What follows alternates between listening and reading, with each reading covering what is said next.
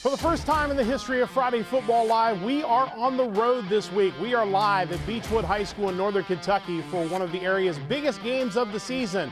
We'll have live cut-ins of that game and many more tonight on Friday Football Live from Beechwood High School. We're going to be bringing you updates on games all across the area, including St. X at Moeller, Covcath at Beechwood, Loveland at Lebanon, Newcath is at Campbell County, and Lakota West is at Colerain.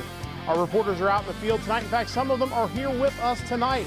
The talented Haven Wolf is going to be down the sidelines here at Beechwood High School tonight. She'll be giving us updates on games going on in Northern Kentucky. Our old friend Justice White is back with us. He'll be providing us updates on games going on in Southeast Indiana. Dimitri Fisick is out on the road tonight. He'll be keeping us updated on games going on in the Greater Miami Conference. Matt Supinger back once again. He'll be giving us updates on games going on in the Eastern Cincinnati Conference. Gracie Kopfer, she's got the social media desk. She's going to be keeping us updated on all the games going on and all the updates going on Twitter tonight. Alex Perez in the Tri-State Media Center. He'll be providing updates on games going on outside of the greater Cincinnati area. And maybe the biggest storyline of the night, Evelyn Wackler is with Wyoming, and she'll be providing us not only updates on the Cincinnati Hills League, but on Wyoming's effort to set a state record in Ohio of 72 straight regular season victories. Welcome to Beechwood, everyone. I'm Matt Sexton. We are so glad to have you along with us, and we are so grateful to the folks here at Beechwood High School for allowing us to bring our show on the road for the first time. It's going to be an exciting evening. We're going to have a great game behind me tonight. We're also going to have a lot of great games around the area, so let's not wait any longer. Let's get out to our first live action of the night on Friday Football Live. We're Woodenwood.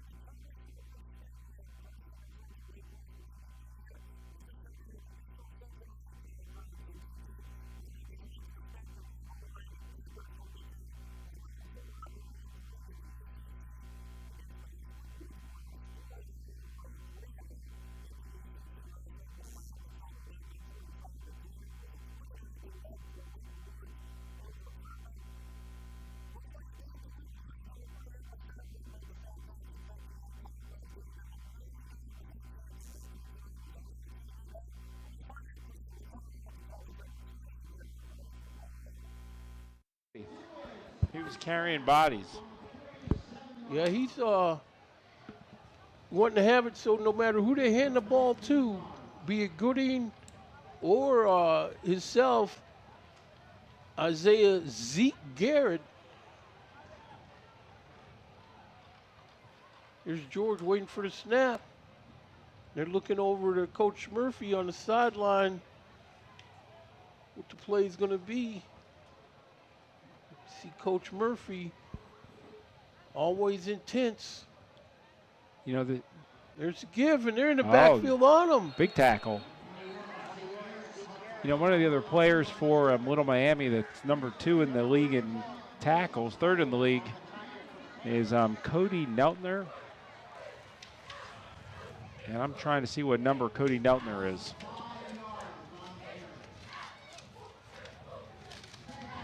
Number 14. 6'1", 185-pound junior, Neltner is. Here's George. Sends Gooding in motion, straight drop, looking to throw to his right. Now he pulls it down, he's going to run. He gets through one guy, he's on his feet. He's in the 30-yard line, 20. He may 10. score. He's got a man with an angle. Got stopped, and he runs that guy over for a touchdown. Wynwood Warriors starting this game off. 10:27 left to go in the first quarter, and they've dented the scoreboard. Big time run. You think that was a design run? Looks like a design run to me. Did a good job of reading the defense that there was a huge gap. Yeah, so that's what the Warriors need to get this game started off on a good foot. We see they're in here to try the extra point attempt.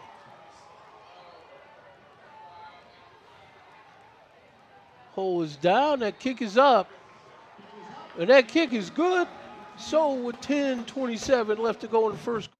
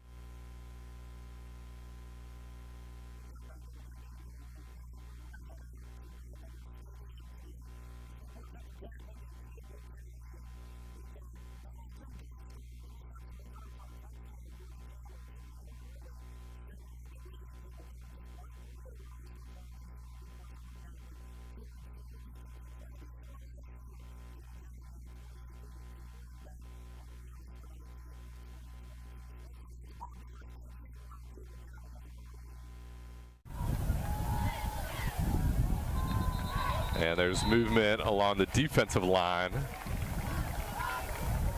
So the Thoroughbreds will get some yards back. Make up those 5 yards they lost. And it remains 2nd down. So the 5 they lost, they gained back on the penalty, so we're looking at a 2nd and 10.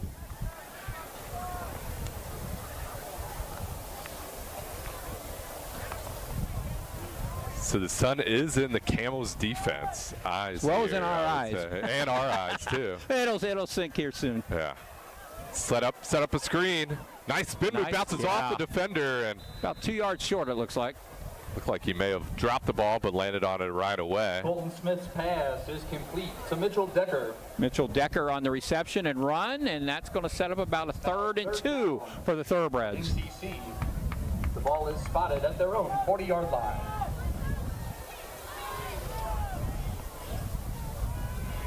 So 3rd and short.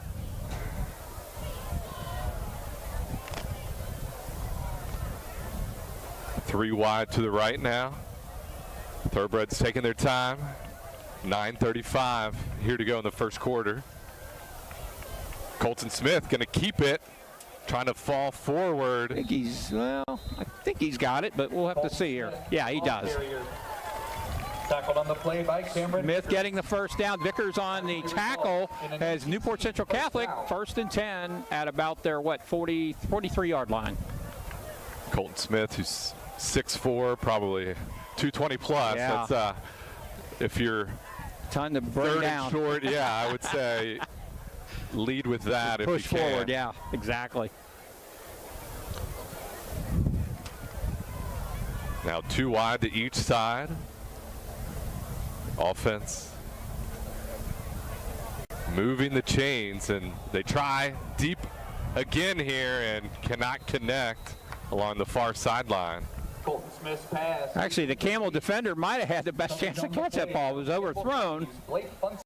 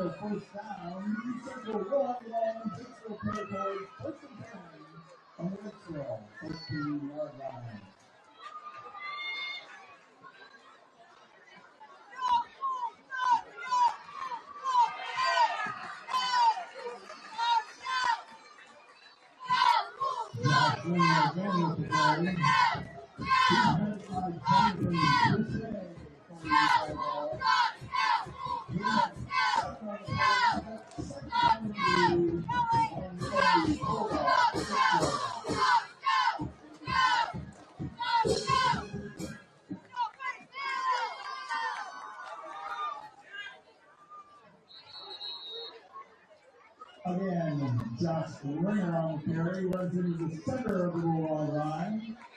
He picks it down to the 1 yard line. Will be first down and goal, please.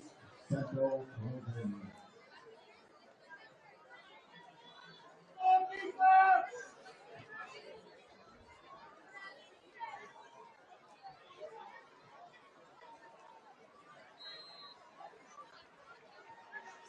For the Trojans, number 15, Josh Ringer puts it in for the 1 yard goal.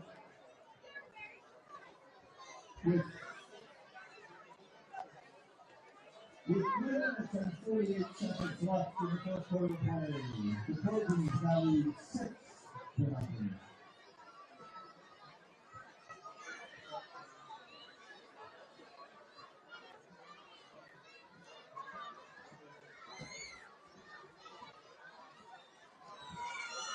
Nathan McPhee takes the ball, but it's good. Putting the floor to East Central, 7. Will hold power.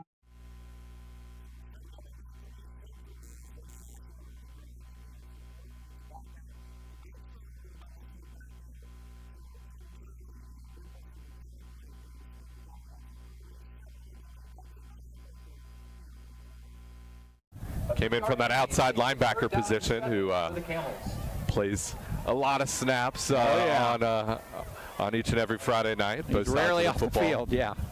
Well, in high school, you got a great athlete like that. You gotta use them. I mean, that's right. I'm sure he loves being out there. Yeah. So now 3rd 7. 7.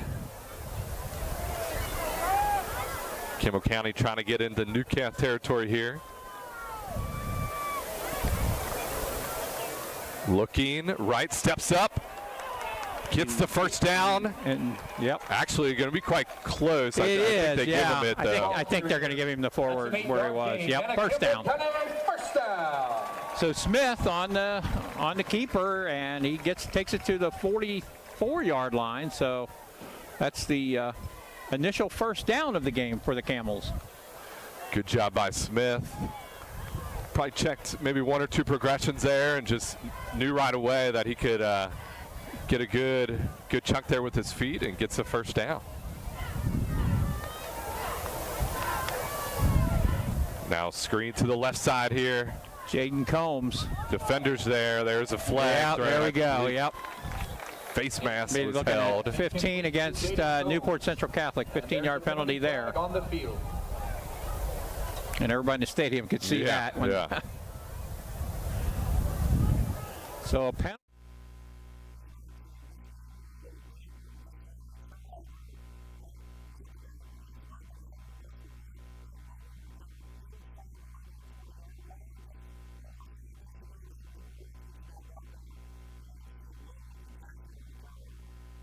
Out of the Lebanon Warriors in their huddle, so it is going to be Warriors football. And this just adds to the drama of Week 5, partner. Close game, intensity. I mean, these two teams are hungry to make the postseason. We're still 6 weeks away, counting tonight. There's definitely still time. Yeah, Milford's #1 in the conference, but you can still catch Milford. That's not a problem. So the Warriors will go to work on offense from the 37-yard line.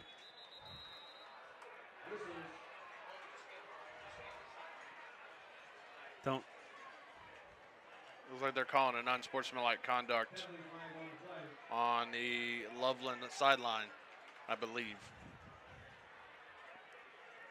We'll get the call from our white cap. So Loveland's second unsportsmanlike penalty this evening. And that will move the ball from the 37-yard line to about close to midfield.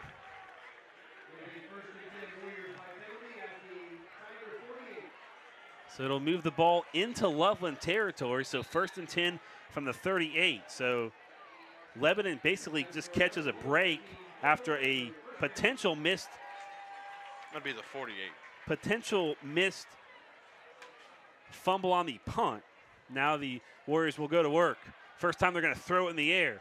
Catch made and tries to avoid a couple of tackles. That was number 3, Kyle Kosh. Senior. Able to make the catch and pick up about 5 yards on that play. Clock continues to wind as we dip under 5 minutes to play in our opening quarter.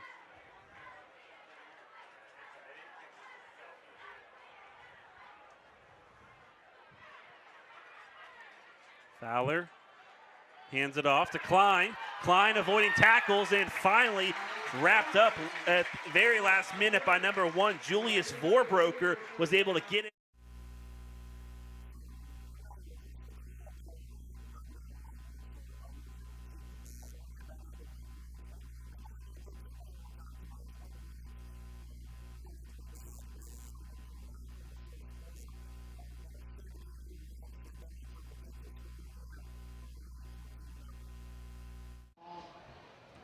He did a good job of stuffing up the middle on that.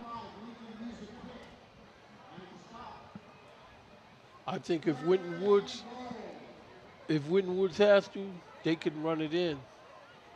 Maybe go to the edge here. They know the edge is always there. Yeah. See Lavielle Waters. Nope, they ran it. That's going to be a touchdown. Winton Woods Warriors. That's Tyler Gooding with the carry. I guess he earned the run in the end zone after the nice run at the beginning of the series.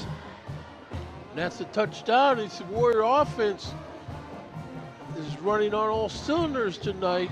Keep all the offense happy if you spread out the touchdowns. This is what they've been needing to do all year, though. That kick is up, and that kick is good. 3 for 3. So it's 6:04 left in the game. 6:04 left in the half. We have a score of your Winton Woods.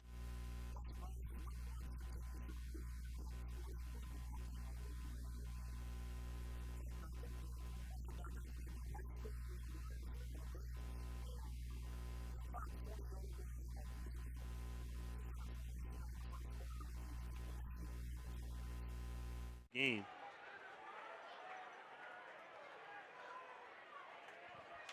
Two teams that can really put up some offense. 1st and 10 from the 10, so it'll be 1st and goal for the Warriors. Thaler takes the snap, hands it off to number 25, who's trying to turn the edge, and he's going the wrong way, swallowed up by all kinds of Loveland Tigers. We do have a flag on the play. Looked like it was either going to be a face mask or a horse collar, one of the two. It's going to be against the Lebanon Warriors. It's going to be a face mask. And it is a face mask. See right. Actually, I think he grabbed the shoulder pad, partner. Oh, he had the mask right. As they were coming this way towards the other side of the field, he had the mask as he was going out of bounds. So. Can we see that one more time?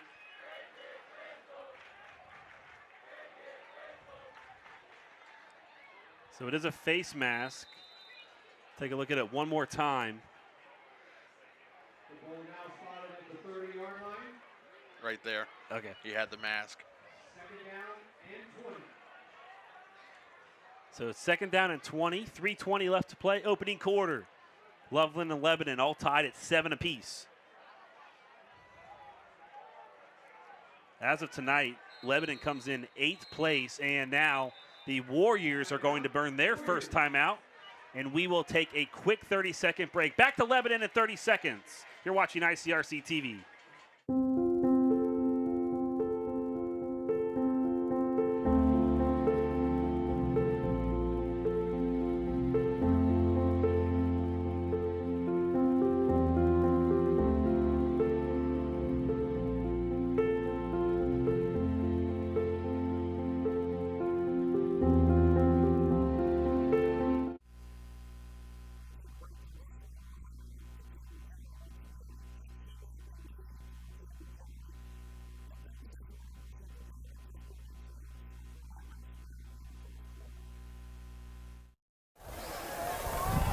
And they may be using a lot of Welch, yeah. even a little bit more, because I see Caleb Cole being attended to by the training staff along the sideline, and he's usually in there to give Welch a breather and also get some carries. Maybe also a good linebacker on the defensive side of the ball, too. Yep, Mr. Welch show. But that's the thing with him. That can also open up a passing deal there, too. As now Smith keeps it on a design run as a helmet comes off. Yeah, about 3 Campbell yards. County player. Yep. About 3 yards for Smith. Setting up now a 2nd down and 7 yards And it's now for Newcastle. 7 for the Thoroughbreds. So with the helmet coming off, that does stop the clock for a few moments.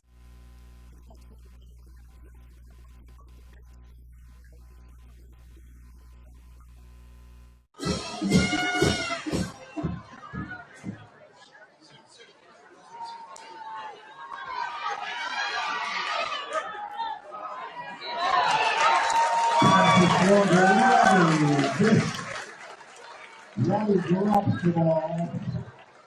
Brings up 4th down for the East Central Trojans.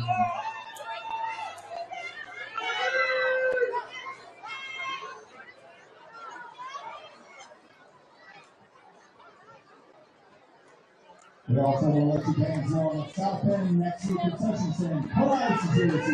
So, if you feel the need to bring the south end,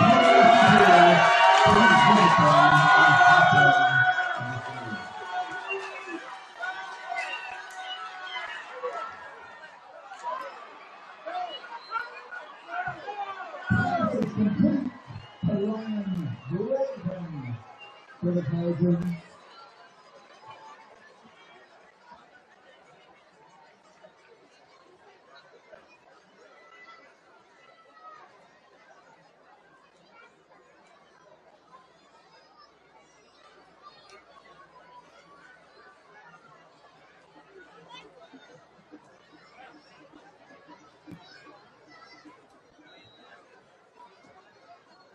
Mason City again with the extra point for the Trojans.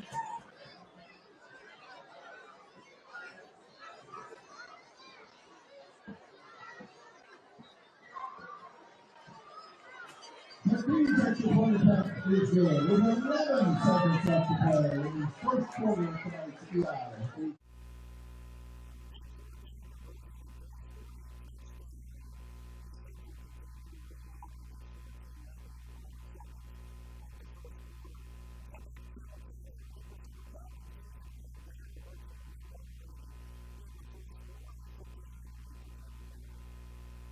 Camels 1st and 10 at their own 36-yard line as we are at 1:03 left in the opening quarter. An opening quarter that's been pretty much dominated by Campbell County. Not that Newcastle hasn't moved the ball, but still nothing to show for it as of yet.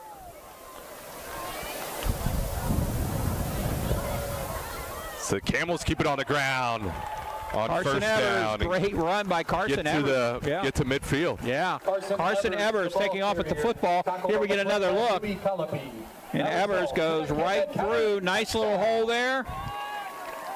And great carry out near at midfield. That was Louis Colopy with the tackle. And they go right up the middle again. And Carson Evers, it's the Carson Evers show the last 2 plays. As he gets down near a first down. He did get the first down at the 40. So back-to-back runs for first down by Carson Evers. And you see Campbell County going quick tempo here. Trying to just look out. make another big play, and they do. Smith finds the end zone. Campbell County, touchdown. Nate Smith, 30 yards and a touchdown, and the Camels are rolling in this one, 21-0. Here another look at it as you see Smith breaking right through, and I don't know if anybody touched him. He was off to the races right there, got between those two defenders and took it to the house.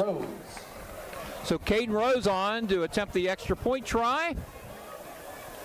And that kick is good. Campbell County on top 22-0 with 21 seconds left in the opening quarter. NCC 0. So Campbell County has taken it to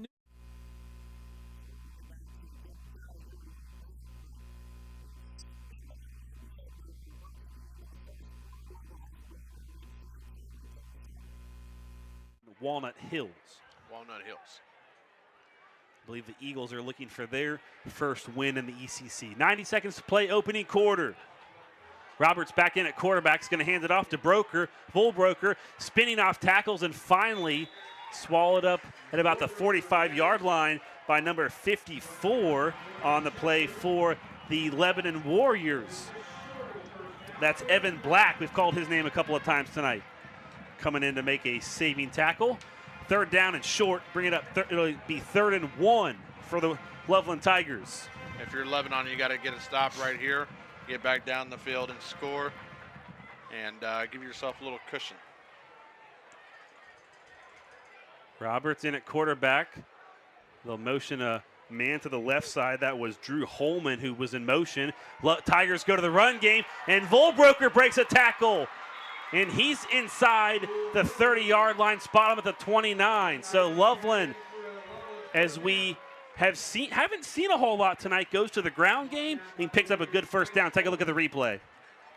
That is I believe that was a quarterback keeper, wasn't it?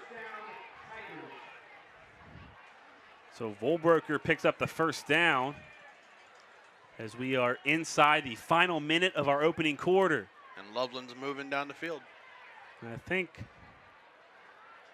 looked like the Loveland coaches were signaling to come to the bench. Here's Roberts, all kinds of space, and that pass incomplete. So just 13 seconds left in our opening frame.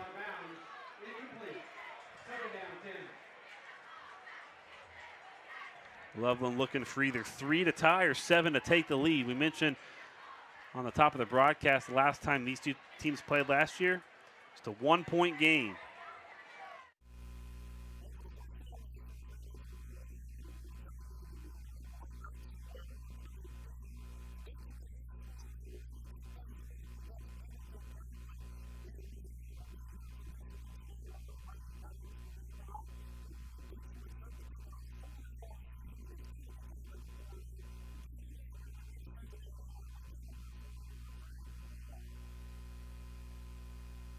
Of on his point after touchdowns and 2 for 2 for field goals, including a 43-yarder. And his kick carries down to about the 10-yard line, fielded by Covington Catholic out to the 15, 20. He has a hole. Cuts through in a nice tackle out in the open field down about the 26-yard line. Yeah, on the Covington Catholic, that was Braylon Miller on the carry. Yeah, Austin Flesh with a nice open field tackle there of Braylon Miller, who is one of the top receivers and speed weapons in Northern Kentucky. So right now we'd say coming out defensively, Tigers will be in a 34. Just kind of taking a look here. Actually, it looks like we're going to be in a 43 this week. No, linebacker's backing up. We're watching Brody Waddell. It looks like he's going to play kind of a hybrid off the edge. Evan Pitzer in a shotgun, 1 back with him, 3 wide receivers to his left. 1 Willie Rodriguez goes into motion, and a nice handoff and a cut.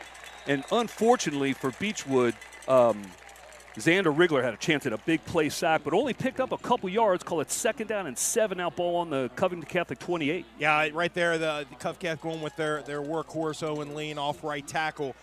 Lean has been spectacular this year, 219 yards rushing on 45.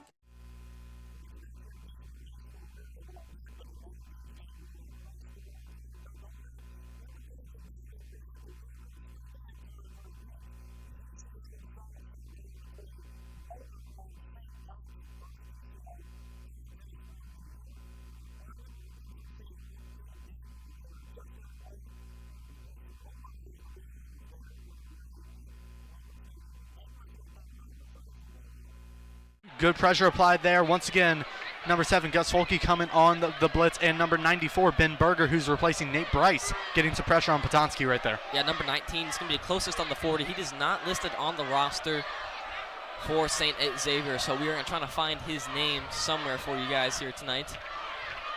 It's going to be Marshall in the backfield with quarterback Potonski. Already a 3rd and 27 for the Crusaders. He's dropping back. He's looking to throw over the middle, and that ball is broken up by Lucas Bishop. Nice play there by the Bombers. That was number 8, Eli Jacone Duffy, on the intended receiver, and the Bomber defense starting out strong after that big kick return. Yeah, Jacone Duffy, one of the captains and a tight end for the Crusaders, and you saw Bishop almost picked off that pass. Potonski overthrew Jacone Duffy just a little bit, and kind of a rough start there for the Crusaders. They'll come out and they will punt.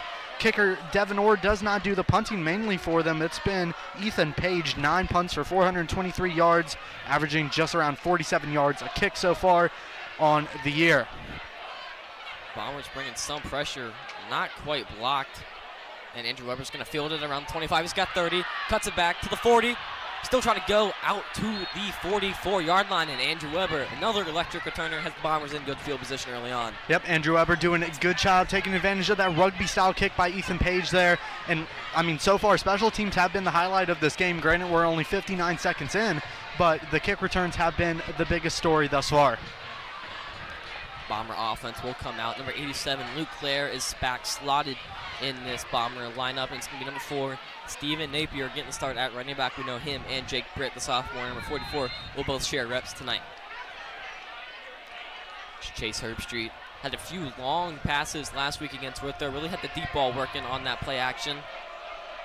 Expect them to use it again this week. This is going to be a handoff to Napier. He's got room. He's going to be tackled by number 1. That's Michael Rice for the Moeller Crusaders. It's going to be a gain of 1. And you saw Micah Rice there pre-snap, drop down. Moeller was in a cover 2. He'll drop down near the line of scrimmage and make the tackle there. Napier trying to get the edge, not quite able to do so.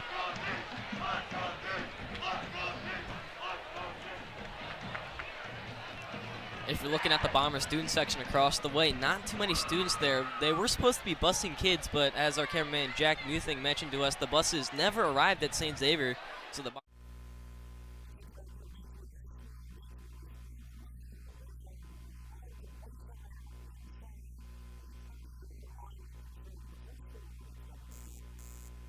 tonight, Mark, and we've said this for every year we've done these games. You can't back down to the big blue machine. You can't. Yep. If you come in intimidated, they're going to blow your doors off. Right now, you can see this team, which has shown so much toughness, they're not backing down to anyone, even doubt. Covcat. Clay Hayden in the shotgun. Chase Flaherty joins him on a 2nd down and 4. Ball spotted on the Covcat 24. Hands of Flaherty.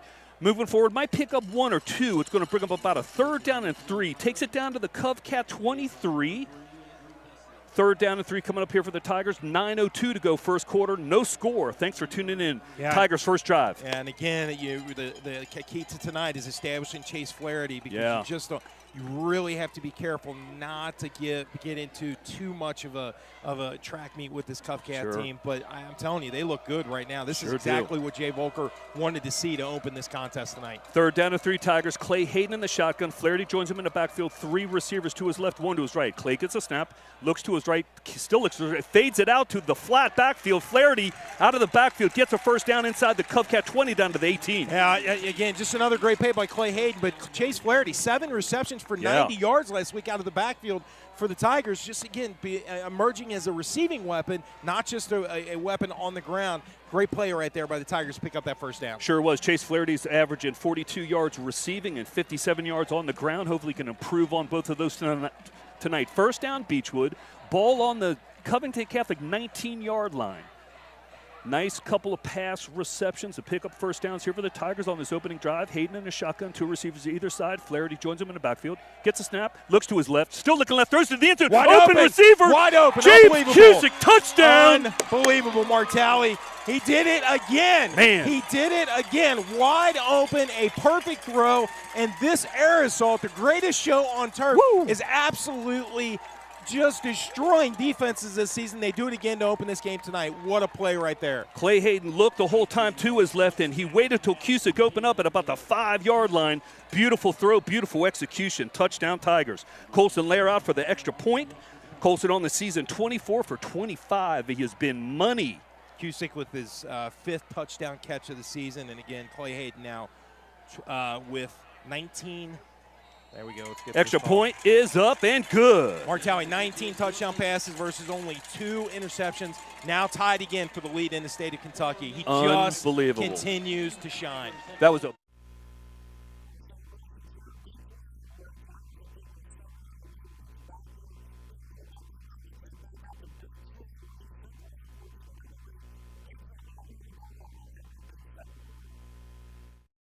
In football stadium. When was the last time these two teams played at a college stadium, and what was the score? Nippert. Yep. And the score was 41. No, it wasn't 41? No, it was not 41. 43-14? No, it was 49-16. The Bombers won that game. 2021, right? Yes, it was our sophomore year. Moeller resetting the play now. Spinatsky hands it off to Marshall, his first carry. He's trying to bounce it outside. He's going to be dragged down for about 5-yard gain. So a nice run there from Marshall early on. And you see right there what makes Jordan Marshall such a dangerous runner, his ability to bounce it to the outside. Such a strong runner, but also such an elusive one. It's almost impossible to bring down. Cody Solstead, number 11, is racking up the offers right now for the Bombers. He's got UC, Minnesota, Iowa, and Pittsburgh. That's going to be another free rusher for the Bombers. Gus Folke once again. He's been lining more up on that edge position we've seen lately. He did that a lot against Withrow. And we mentioned this earlier before the game started. Some of these Bomber defensive players like Jack O'Malley, Noah Beck, and Gus Folke, when they're blitzing, they're going to blitz fast, and they're coming to knock out that football there. Yeah, most definitely. Helmet on the ball. We saw Jack O'Malley explicate that perfectly at Withrow last week. Based on what I'm seeing early on, O'Malley's going to be usually the high safety here. Weber's probably going to drop into coverage for the most part. In that absence of Shane Strayhorn, and now it's going to be a handoff to Moehlers. Jordan Marshall bounces outside. He's going to be wrapped up. That is Jack O'Malley on the stop. And Jack O'Malley giving him a word down there. The Bombers are going to force 4th down. And you saw right there, Jordan Marshall run to the right once again, ran into that wall, bounced it outside like he loves to do, and Jack O'Malley collapsing down from that 2nd or even 3rd level of the Bomber defense, stopping them for close to no gain. And St. X doing a great job early on here through the first couple carries by Jordan Marshall. Again, as we're seeing these first defensive stops here for both defenses.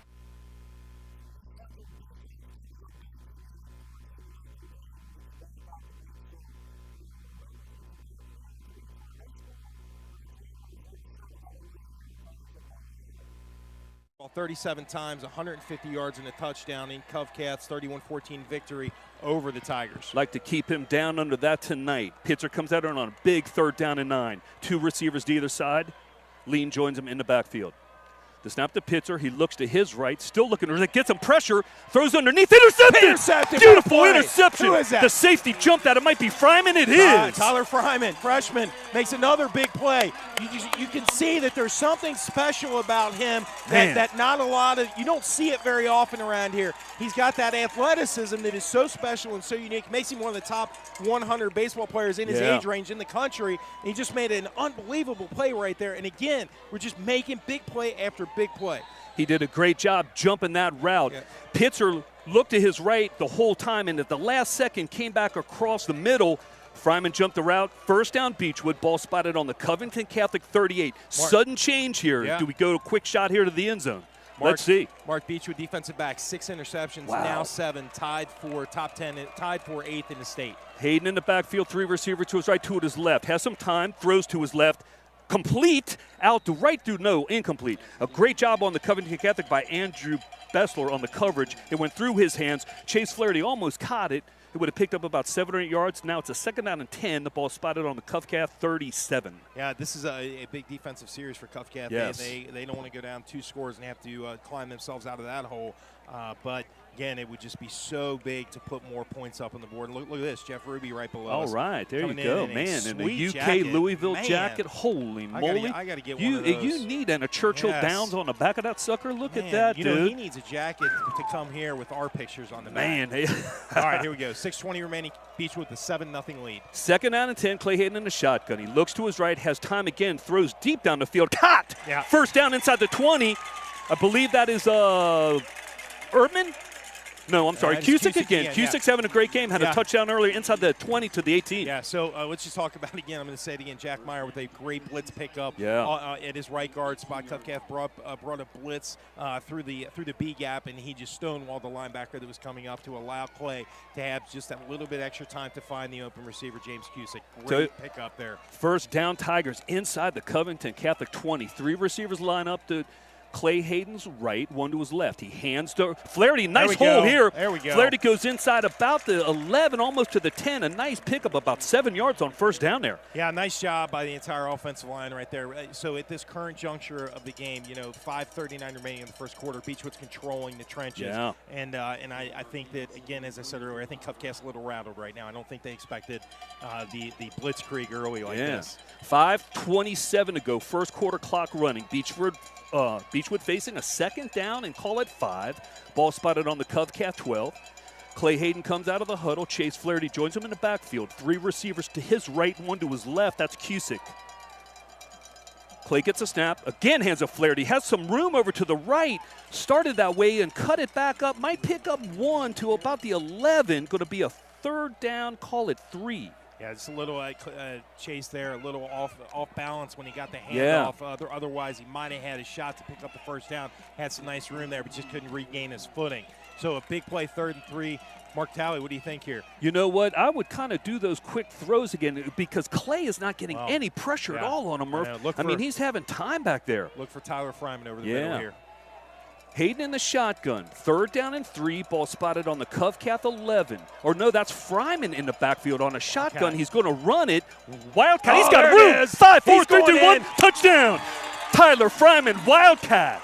Wow, what a great play call. You just talk about you have a team full of weapons, but then you have an offensive staff that knows, hey, I got all these weapons. Let's try some wrinkles. Let's try some gadget things and see if it throws these defenses off balance. Yeah. 13-0. Tyler Fryman, a touchdown run, but great blocking the right side of the offensive line. Huge hole. Just a tremendous job on the right side there. I mean, he had all day.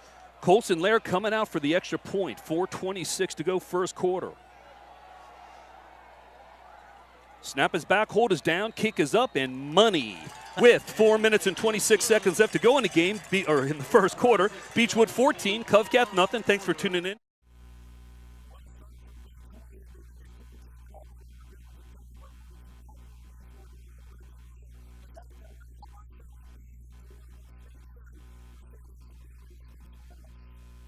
A lot of plays like that. Getting your guys, Luke Clay or Brady Bennett, your playmakers, right there in the flat. Yep. Daniel Vollmer Jr. is checking in now for the Bombers. Obviously that run element at quarterback, but we know through games now, teams are going to know, 3's in, he's going to be running. Maybe want to see him throw a pass or two. Yep. Might know. Saw it in warm-ups today, and he looked good throwing the ball. Well, he is the backup quarterback as a sophomore, so you'd expect him to be a good thrower. See Micah Rice drop into deep coverage here for the Crusaders. Fumbled snap. Vollmer's looking. And he's going to be fumbled, and the ball is picked up by Moeller. Number 33, Alex French. Touchdown, Crusaders. And they were trying to pass there, Cam. You just didn't catch a snap. Yep, trying to pass just like we were talking about. You saw Micah Rice read it before the play even started. And in the end, it doesn't matter. Alex French recovering the Vollmer fumble. And the Bombers find themselves on the wrong side of a ball security error. Especially after picking up a first down, too. Yep. That's huge. Bombers trying to run guys on here late. It's going to be number 27, the senior Devin Orr, taking the extra point for the Crusaders. Not been perfect this year, but been good overall. And drills that one, and the Crusaders jump out 7-0 on the back of a fumble recovery for a touchdown.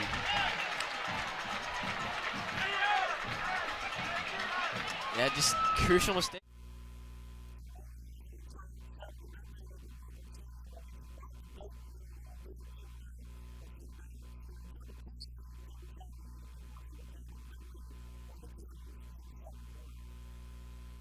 On the near sideline to Welch, but the defense. Yeah, Campbell defense read that. Right away. Yes, they did. There's a penalty flag. And we got another flag, and let's see who this is against. And it's going against Campbell County. So teams have traded holding penalties. So a break for Newcath. That's a 5-yard penalty and an automatic first down. So with the defensive penalty. So that ball now is back about where it was. Looks like it's at the 9. So it's when it started, it was first and goal at the 8. Now it looks like it's first and goal at the 9 for Newcath. So the Thoroughbreds get those yards back. 5 minutes, 1 second left in the second quarter. Campbell County up 29-0. Give to Welch. Still on his feet.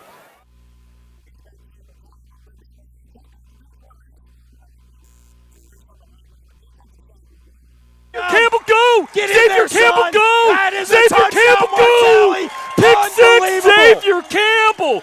Tip the ball yards. to himself. 27-yard touchdown. Pressure. Woo! And right there, Mark, what Tough Cat did is they brought Willie Rodriguez in to help the protection because of how much pressure Beechwood's getting. And they still were able to bring the pressure and cause that play. Wow. Xavier Campbell, right spot, right time. And after last week, his injury, not being sure if he was going to play this week. How Pick unbelievable 6. is that for Xavier Campbell? Wow, what a big play. Man, the football gods are smiling on us. Colson Lair out for the extra point. 3:26 to go, first quarter. Unbelievable start here for the Tigers. Snap is back, the hold is down, kick is up, and it is good with 3:26 to go in the first quarter. Beechwood 21. Yes, Beechwood 21, Covington Catholic nothing. Well, now, and again, you talk about the passing attack. You can talk about Clay Hayden individually, and you can talk about Tyler Fryman. But wow, listen, talk about the job this defensive back, the back seven are doing this.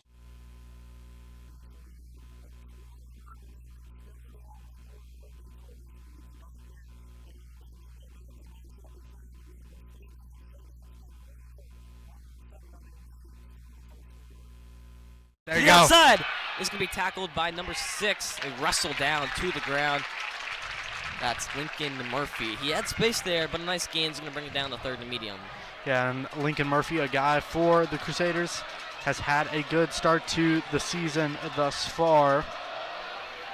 7 tackles, including an interception as well. But right there, Brady Bennett, you saw them go short, and Bennett very, very elusive in the open field. Despite his larger size, you wouldn't expect someone like him to move as well as he does. Bombers, they need to take advantage of little matchups like that. Big third down here for the Bomber offense. Herbstreit just rolling out. He's going to throw it out there. Cam Taylor's got the catch for the first down out to the 31-yard line. And rolling Herbstreit out to the right. Cam Taylor on the out route. That's bread and butter right there for the Bomber offense. Yep, right there. Short routes, intermediate routes, as we have a plane fly overhead. Lunken Airport fairly close. Might see a few of those tonight. We actually saw a helicopter fly over pregame. I believe it's Wright B Flyer. Something with the Wright brothers. Their Air Force is near here. Wright-Patterson Air Force Base. Yes, it is. Of course, University of Dayton also nicknamed the Flyers. Mm-hmm.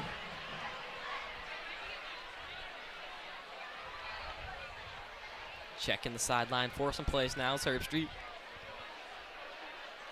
It's going to be a stretch outside. Napier has got a good block. He's going to be tackled from behind by the Mullen Crusader defense. Couldn't quite see who that was. That's going to be number 36. That's going to be Connor Cuso. And right there, you saw Napier just inches away from busting through into the secondary. 4 wide for the Bombers to the bottom of your screen. It is going to be a slip screen.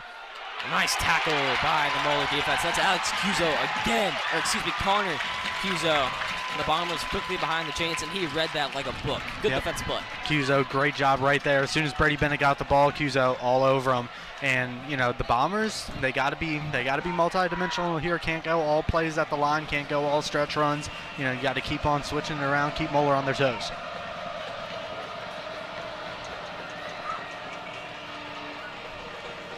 Third down and 11 from the Bomber 30-yard line. 3 out to the top. Look for maybe some cross-field routes here.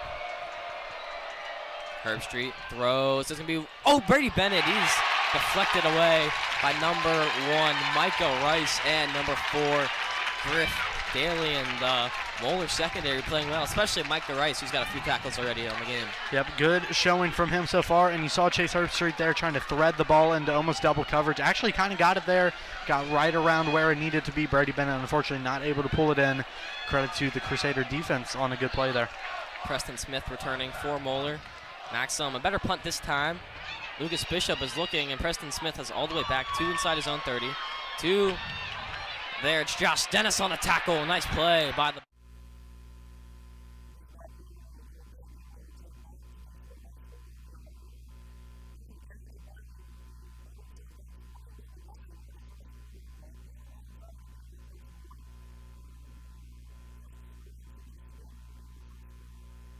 in the backfield by Lean, and he's going to hand it to him and has nowhere to go. Lean is going to lose some yards, maybe get back to the line of scrimmage. Nice job. He was sacked way back, picked up a 1 yard. Yeah, a couple things right there. So nice job by Brody Waddell getting into the backfield on a blitz. They're using Brody all over the trenches tonight, and he's doing a great job. Sure he got in the backfield, missed it. What could have been a nice tackle for a 3 or 4 yard loss. Charlie Wainscott, he beat his man. He got into the backfield.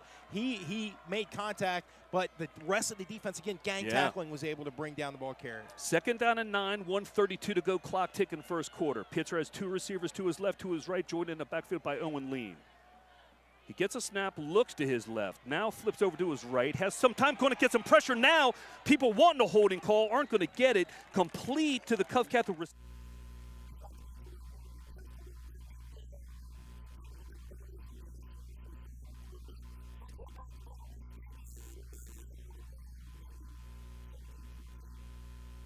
They're getting assaulted right now in the trenches. Huge 3rd down here for Covcath. Call it 3rd down and 7.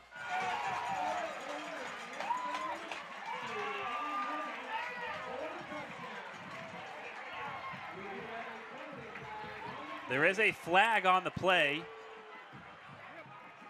Sideline warning on Lebanon.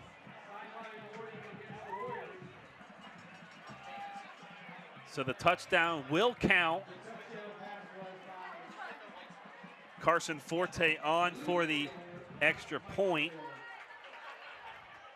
to make this a 10-point game, and it is good. So with a $1:24 left to play until halftime, the Warriors extend their lead to 10. First double-digit lead of the night by either team. It's 24-14 Lebanon. That was a really good throw. Andy Cruz. What's he talking about in this huddle right here with a 1:24 to play, and they still have all 3 timeouts in their back pocket? Well, he's telling his offense, you got to get down the field. You got to try to get down and score within the next minute and 24 seconds. So you got to use your timeouts if you get stopped inbounds. So I would look for Loveland to target the outside and try to get out of bounds so they don't have to use their timeouts. But if they do get stopped inbounds, they have to use those 3 timeouts. So they have time to get down the field.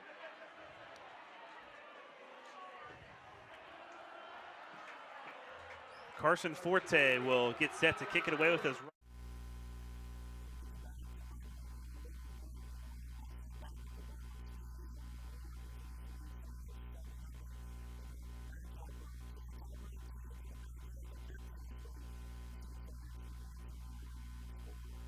Moeller pulled out a pass play, and your secondary's not ready for it. One thing about these two teams, Moeller likes to score a lot of points, averaging over 36 a game. The Bombers, not so much, averaging in the low teens about this year. Marshall is going to be tackled. That's number 8, number 10, Kobe Clapper. And number 97, Ted Hammond in there, along with number 2, Jack O'Malley. And really, like you mentioned, Moeller loves to score the football, but they also love to let it up. Their defense has not been too solid this year. Only 1 shutout against Bishop Dwinger in week 2, a game they won 57-0. And besides that, they've given up 30 or more points in every single game. 2nd down and 6. Totsky rolling back. He's going to throw. That's going to be over the head of intended receiver number 11, Preston Smith. And third down now with just under 30 seconds, 28 to be exact. Bombers could use a stop here. Right, and good job there by Andrew Weber forcing the Moeller intended receiver out of bounds right on that inside hip, not letting him get open, kind of forcing Ponatoski to either throw it out of bounds or throw an undercut ball potentially for an interception.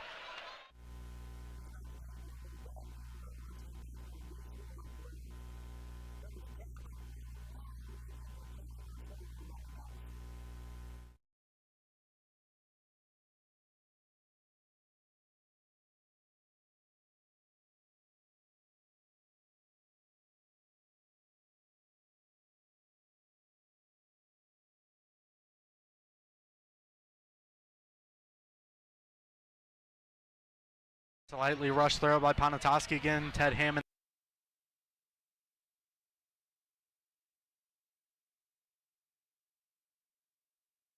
Now Moeller's offense staying on the field. About 4th and 6.5, we'll call it. A bit of a long stretch if you're going to go for it, especially right around the 50-yard line. There's going to be a penalty. Yeah, declined by the Bombers. So looks like Moeller's going to stay in and try and go for this. This is a momentous play here, especially early in the game at the end of the 4th quarter. End of the 4th quarter at the beginning of the game, right, Jack? Yep. Yeah, it is. Honestly, I wouldn't be surprised to see Marshall here. He can usually get you 6 or 7, averaging right around 6 yards a carry so far this season. Well, you could try and hard count, try and get the Bombers up offsides. Look at Gus Folke bringing pressure. Looking to throw, he's finding it across the middle. First down, Moeller, and just too much space across the middle.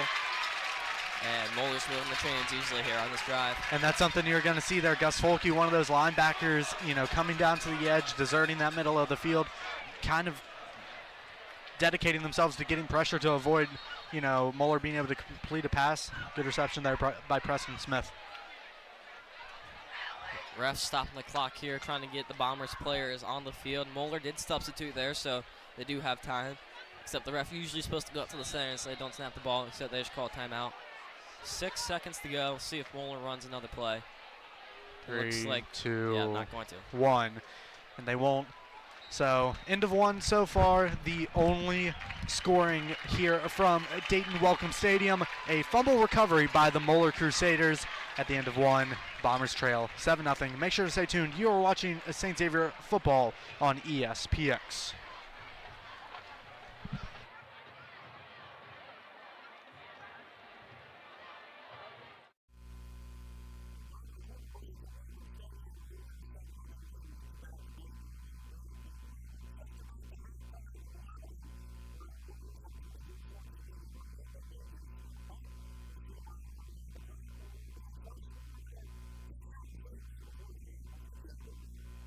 Yeah, the Warriors did take one. But Loveland, excuse me, has yet to take any.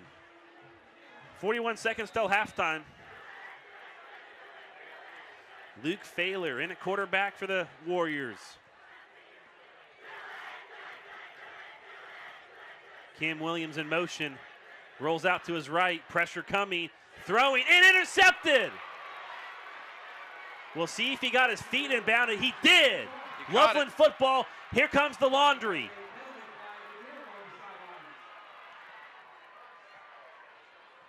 And I think this is probably a sideline warning on Loveland. I think some of the players came out onto the field after it happened. But Loveland does get the interception. Now we'll check the penalty.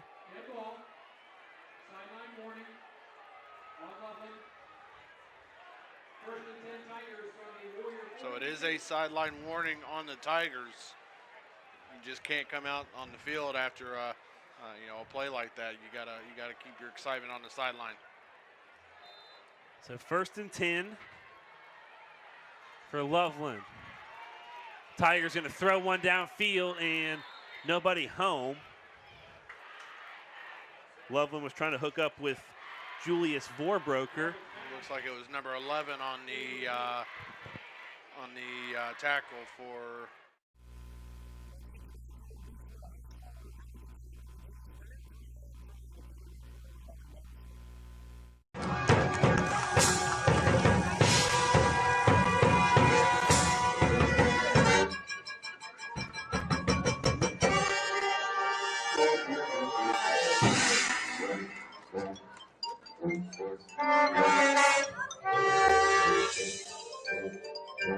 a really strong up-and-coming player for the Colonels. He just made a heck of a catch, and that was a tremendous throw by Evan Pitzer into the corner of the end zone for the touchdown. Andrew Weitzel out for the extra point. 8:50 to go first half. 8:50 to go first half. The snap is down, kick is up, and it is good. With 8:50 to go in the first half, Beechwood 21, Covcath gets on the board 7. And a fantastic start to this ball game. A lot of fun. Thanks, everyone, for tuning in. We'll stay right here with you. Coach Kevin Gray, how's practice going? Going great. Workouts are going great. Good. 3 weeks in. Yep. Are they on the weights now? You hitting yet or what? No, we usually wait till after soccer's over before we start getting into that. But, yeah, they're hitting the weights hard and the agilities and stuff like that. Coach Norton does a good job getting everything set up. The drive for 5? Is that what Exactly. All right. Exactly. Boys, it'll be here before you know it. No doubt. We're going to try like heck. That's awesome.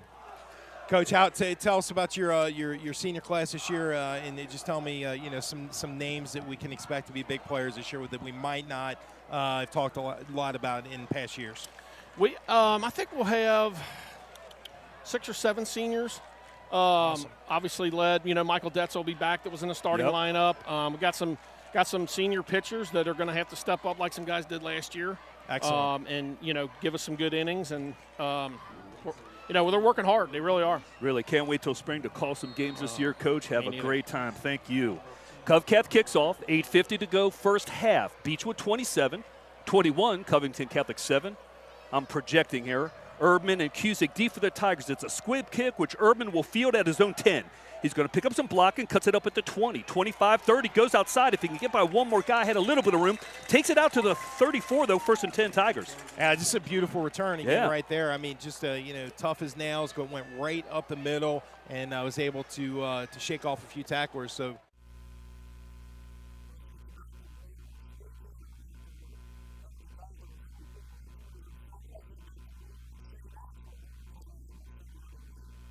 Crusaders number 88 taking a spot. That's Sam Hamilton, the sophomore tight end.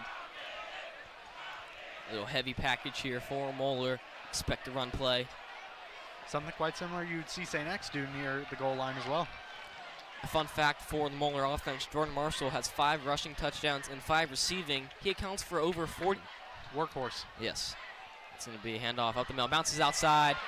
And he's going to take it. Braden Riley's ankles. And then touchdown. Moeller Crusaders there.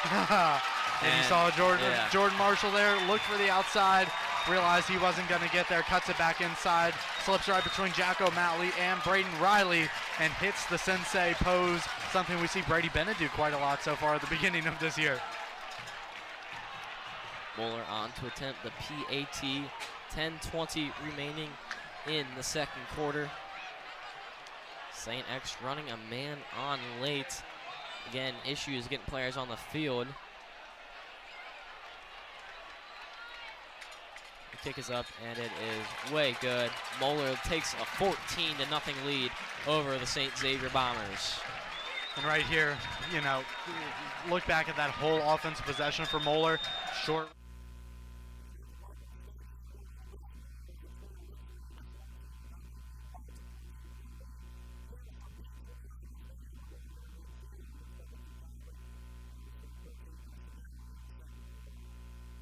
This time he's going to pick up maybe 1 or 2, a nice tough run in there. Takes it into Covcath territory, down about the 49-yard line. Give him 3 on first down. Yeah, nice job. And again, I think a team with the firepower that Covington Catholic has, they can get back in this game pretty easily, actually. But the key is, again, you got to keep them down on the ground. You got to keep the foot on the neck. And I think this team, just the way they played to kick this game off, they look like they can do it. You just got to really be careful not to give them too much momentum back. Clock is running. 7:29 to go first half. Clay Hayden in the shotgun, 2nd and 7 after the Flaherty run. 3 receivers to his right, 1 to his left. Clay gets back, nice block, and then a complete down to the 30. Yeah. That is Flaherty, I believe, inside the 25 to the 22. Chase Flaherty, great catch. Yeah, and a great job by the left side of the offensive line to pick up that blitzing linebacker. Because, again, if you give Clay Hayden a few extra seconds, he's going to find the open receiver. And just a great blocking. Great throw and a great route running catch. So, again, this is exactly what they need to do in this spot. 7 minutes even to go in the first half. Beechwood 1st and 10 on the Covington Catholic 24-yard line. on a beautiful throw and catch from Clay Hayden to Chase Flaherty for a big first down. 2 receivers line up to the right, 2 receivers to his left. Chase Flaherty joins Clay in the backfield. He gets a snap, fakes ahead. Now draw to Flaherty. Nice job there by the Covington Catholic right defensive end. Stopped him for about a 2-yard loss outside the 25, call it the 26. Yeah, Nick Krallman with the play from the Colonel's defensive line. Not perfectly executed like you need for a draw, but I think a play like that might work somewhere if we get closer down to the goal line.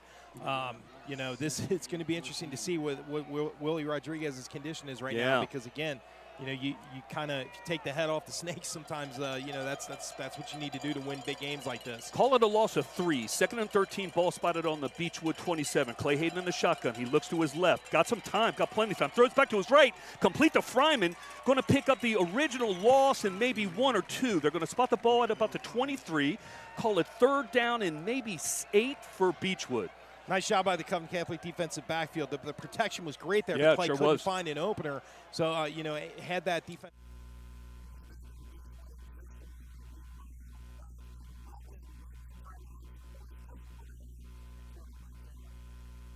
He just didn't get there in time, so Loveland had to burn a timeout, which you said they had 3 in their back pocket. So here we go. We're going to get to see our field goal kicker here.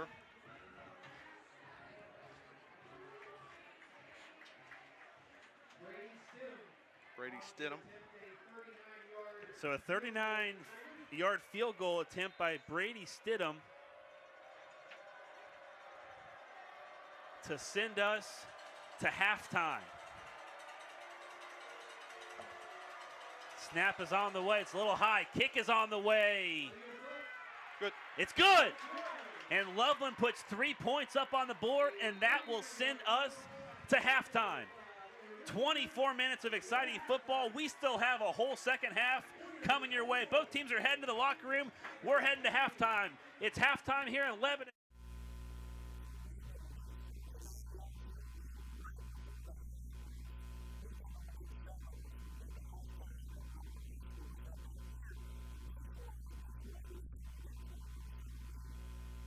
Some argument from the Beechwood coaching staff, and it is going to be marked off against Beechwood. So now go from a 4th and 9 to a 4th and 14.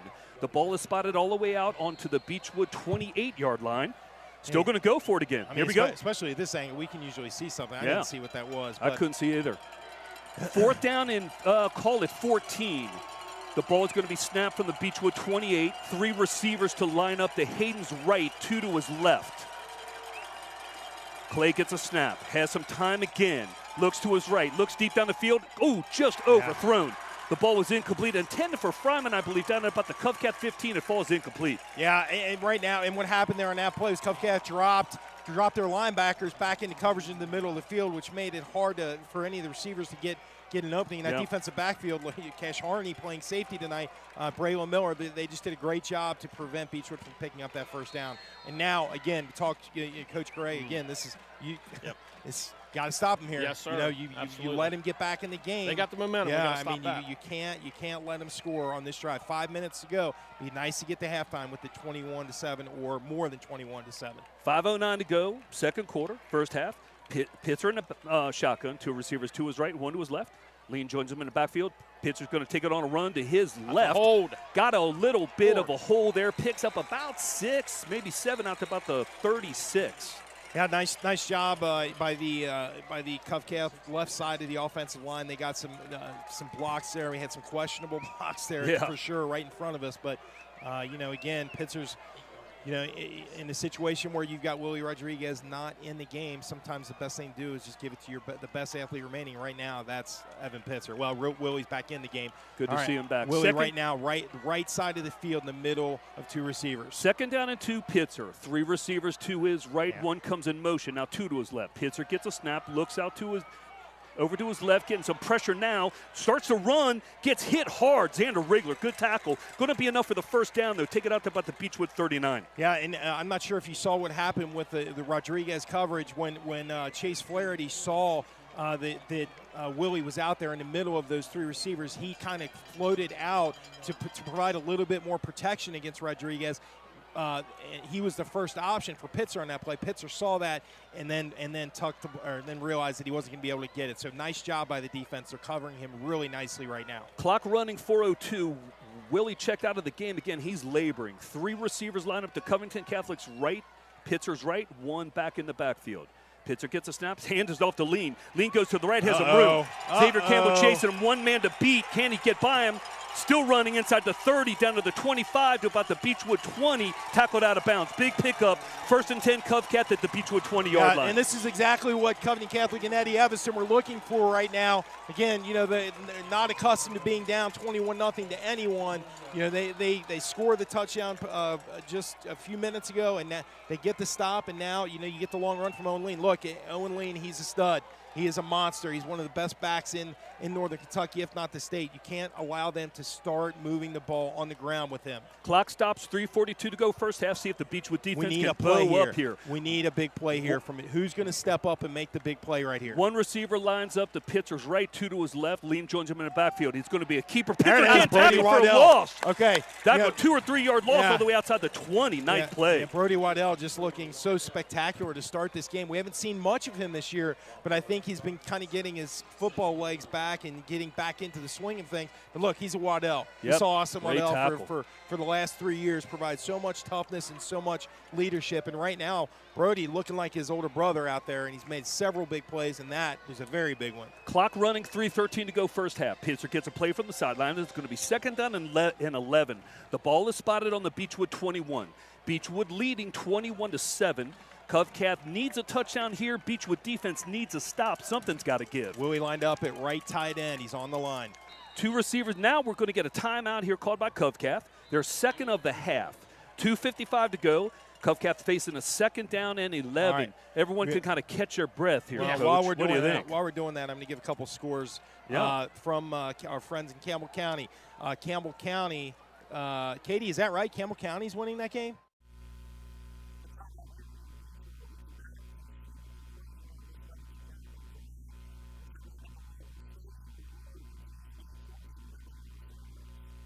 And you saw the Bombers right there. I mean, there's not much Chase Herbstreit can do when he's forced to get rid of the ball that quick. Jewett Hayes running right into his face. Luckily, still only 3rd and 4. Jewett Hayes has 1 pass deflection on the air, so that is his 2nd. 3rd down and 4. The Bombers need to convert here. Under 9 minutes to go. 8:56.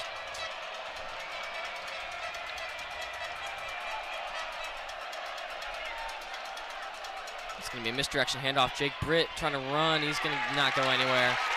And on 3rd down, they don't get much. And Bombers are going to bring out the punt unit.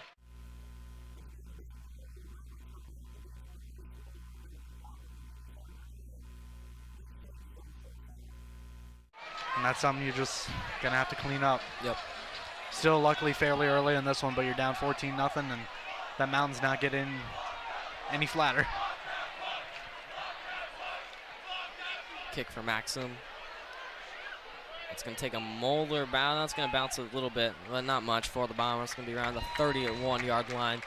So Moeller will get the ball with 8:13 to go in the 2nd quarter, up 14-0 over the Bombers.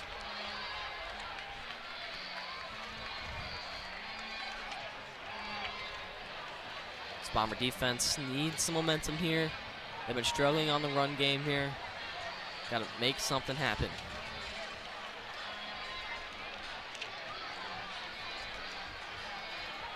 And I think you're starting to see what we saw last year in Evan Pitzer. He's just a leader. Yeah. He makes big plays, and he's not afraid to put his head down and run through the middle of defenses. And he just picked up a huge 1st down for the Colonels to put them at the 6-yard line, 6 yards away from making this a 1-score game. On 3rd and 11, picked up the 1st down. Clock is running. 2:26 to go first half. Covcat taking their time here, huddling up. And this is Willie's zone right here. This is where Willie Rodriguez just dominates. So 2 receivers, 1 to either side, have a 2 tight end formation, 2 backs as well. Pitzer in the shotgun. He gets a snap, hands it to Lean, going to left, cuts back up the middle. Nice cut there by Lean. He's going to get stopped at the goal line, though. They're doing a rugby scrum, trying to push him in. They put the hands up, touchdown. He got stopped at about the 2-yard line. Give Covcat the offense credit of kind of pushing him in, carrying him into the end zone. Yeah, 6-yard touchdown run by Owen Lean. Again, one of the top backs in Northern Kentucky. That's his 5th touchdown of the season, and he, has had so much success against Beechwood over his career. He comes in that's his 22nd career rushing touchdown. He's probably, within the next week or two, he'll hit 1,500 yards rushing for his career. Snap was low. Kick up by Wetzel is good. So with 2:03 to go in the first half, the good news is Beechwood is up 21-14. The bad news is Covcath has come back with 4.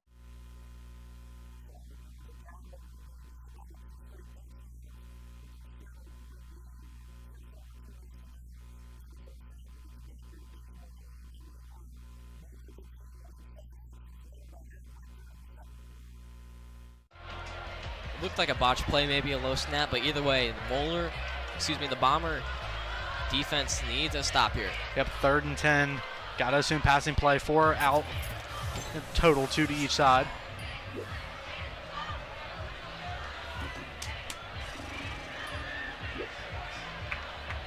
If you need to do something to feel okay to drive, you're not okay. Toski. Don't Gonna be drive bus. trouble with the snap. He's looking to throw. He's going to be sacked by Ted Hammond, but he actually got the ball away. Incomplete pass. The Bombers force a 3 and out. And now Moeller will force to punt it away, and the Bomber defense looked good there. And indeed it did right there. We mentioned previously how the Bomber defense hadn't got too much pressure. Ted Hammond changing the status quo, getting some pressure on Ponatoski. Smart play by him to just spike it into the ground at the feet of a receiver, bringing up a 4th down. Bombers been coming after the punters so far. It's going to be a low runner. Weber's going to field it around the 25, makes a cut, and he's going to be dropped. Flags fly in. You assume it's going to be probably a block. Back and the middle. Yeah, it's a block in the back. Going to be officially so. It's going to be 15 yards for the Bombers and not do them any favors. No, whether it's pre-snap penalties on special teams, it's just not going their way so far in terms of penalties. 7:09 left here in the second quarter while it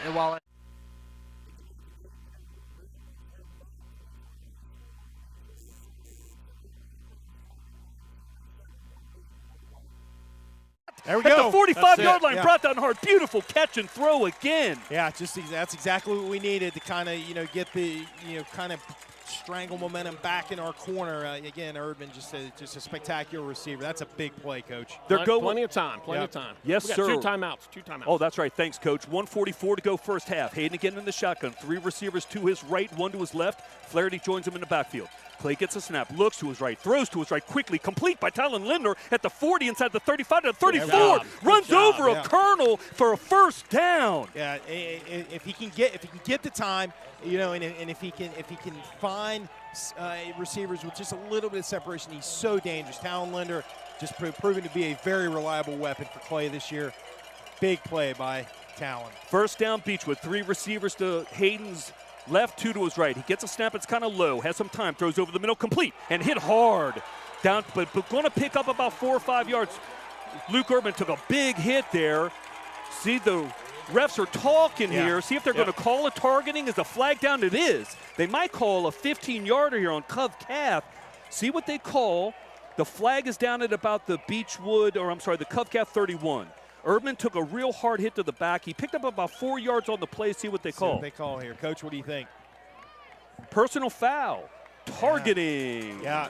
And we'll take it. Yes, sir. I don't know about that. I know. I thought that was a pretty good hit. Yeah. It looked good to me. Tate Kruger. But we'll take it. Tate Kruger with what looked to be a clean hit. But again, we don't have the greatest angle from up here. But now we have to capitalize on this. Tigers on the Colonel's 34-yard line. 1:19 to go, leading 21-14 over the 4-0 Covenant Catholic Colonels. First down, Tigers are going to line up at the Covcath 17, and somebody just called a timeout here, or the refs are looking at the clock. 21-14, Tigers leading, 1:17 to go first half. 1st and 10, Beechwood. Ball on the Covington Catholic 17-yard line. Clay Hayden has looked dynamite. Probably has close to 150 yards already in this first half. 1 touchdown to Cusick. And Fryman has a run, and Xavier Campbell has a pick 6. Yeah, how big was that pick 6? No doubt. Guys, just looking at actually, we're going to get back to action here. Coming back to it, there was something wrong on the clock there. It says 12 minutes, and that is wrong. It's down to just under about 117. 121 to go. They got the clock fixed. Hayden in the shotgun. Chase Flaherty joins him in the backfield. 3 receivers to his left, 1 to his right, and that's James Cusick. He gets a snap. Hand off to Flaherty. Hit hard, but fights for 1 yard maybe, down to about the 17. Clock is going to run, but we have 2 timeouts. Yeah. Coach Gray pointed out. 1:12 to go, clock running. Nice play by Andrew Bessler. Andrew Bessler with a nice play to prevent any damage there from Chase Flaherty. 3 receivers line up to Hayden's left. Flaherty joins him in the backfield. Cusick down to the right. 1 minute remaining. Hayden in the shotgun. Clock running. He gets a snap again. It's low. Looks to his left. Keeps looking. Has time. Throws over the middle. Complete. Going to be a first down. Again. Nice Fryman on a beautiful move. Inside the 10. Might get our first and not quite a first down. He's going to be about a yard short, I think. Call it a 3rd and 1, and that's going to be a Beechwood timeout there. 43 seconds ago, first half. Tyler Fryman on a fantastic spin move. Almost got a first down. The ball is at the Covcath 8. Timeout Beechwood.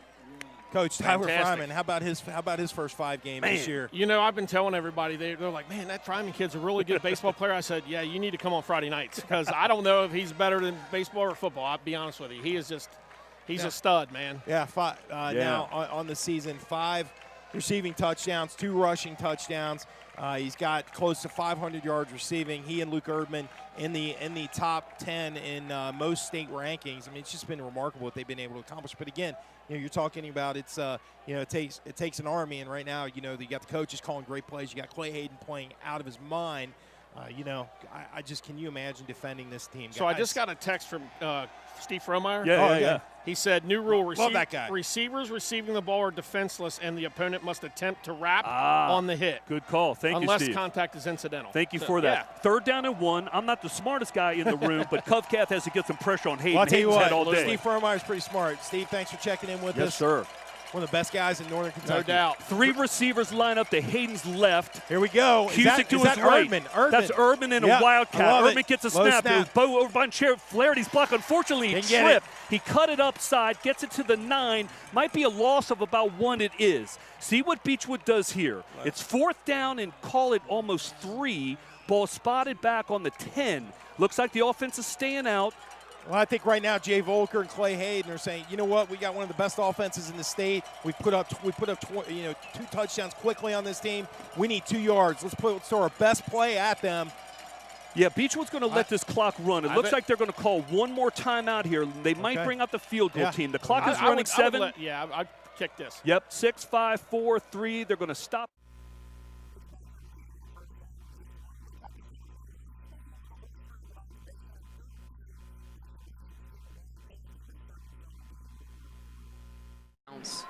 If there's a big difference between, having to punt from maybe the 1 yard line versus the 6. So, Mason, if you're just able to eliminate any chance of positive yards, it'd be huge to get this offense another chance. I think for the Comets here, you cannot be beat deep. Anything in front of you, especially with 90 yards to go, it'll be Fisher taking it in. He finds his man. There he goes down the field. And it looks like it's going to be what I just said, a 99-yard touchdown. Talon Fisher finds his man for the first of his time on the passing. And it's just blown coverage. That's all it was for the Comet defense, right over the middle. And Talon Fisher makes the Comets pay. You get that great field position, and out of nowhere, Fairfield just makes you pay, and they take it.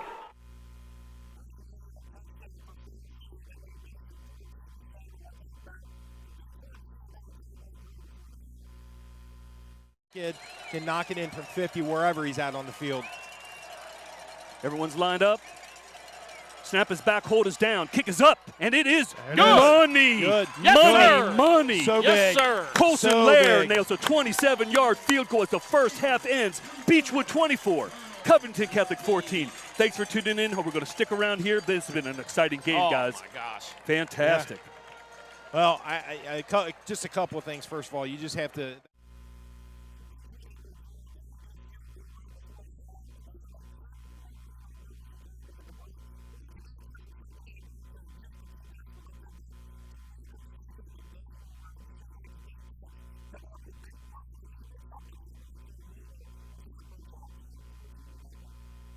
took it back. Oh my goodness, what a play. He's going to be short of the first down. Number 5, Drew Robinson, almost had his 3rd interception of the year. And they're going to punt. I'm going to be honest, Cam, I kind of think the Bombers should go for this. On 4th and 2, I'm inclined to agree with you, Jack. And they don't even have the right personnel on the field. And they're going to... Okay, we can't that was a phenomenal play by Brady Bennett. Drew Robinson had an interception, and he knocks it out of the hands from behind. As he falls over, it lands in his lap for a first down. And Cam? Close to a first down. Yeah, and Cam, the Bombers have practiced fake punts. We've seen them do it. They have? They have. That's a good point. You never know. It is risky in this territory. But and then Moeller's kind of backing off the line a little bit, so it might be something they're expecting. But they're going to punt it. Punt from Maxim in the air. It's going to land around 35. Takes some Bomber bounce inside the 25. Still rolling. Almost down to the 20. And Brady Bennett's highlight play is going to be undermined by the fact that the Bombers failed to pick up another first down.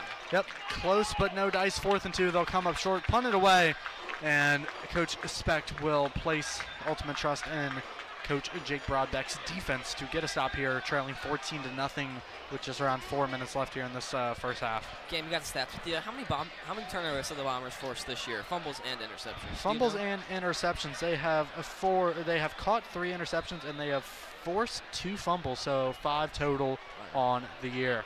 Turnover would be nice here. Ponatoski will take the snap, hand off to Marshall. He'll slip in the backfield. And I'm not going to lie, he had room towards this right side. That was Gordy Solstead and Kobe Clapper with 2 men there. It was a Marshall, got past him. He might be still running. Yeah, you saw him cut it back towards the near side. And like you mentioned, if he hadn't slipped, he may have gone all the way. A lot of open room on the near side. And again, we walked across the field in pregame today, and the turf was a little fluffy, I felt. It felt like a lot of pellets out there. Maybe that's why he slipped. Honestly, I'm not Not like sure. the St. X turf. It is not, no. It is a very nice field, though. Oh, yeah. Pontoski's looking to roll. It's going to throw it out behind his intended receiver, number 10, E.J. Harris. And it's a quick 3rd and 10. Good job there by the Bombers, forcing an errant pass and a short run game on first down. Yep, good job by the Bomber defense. Indeed, 3rd and 10 now. Really need to stop here. It would be great if you could force a punt with 3.5. Well, after this play, around 3 minutes left on the clock.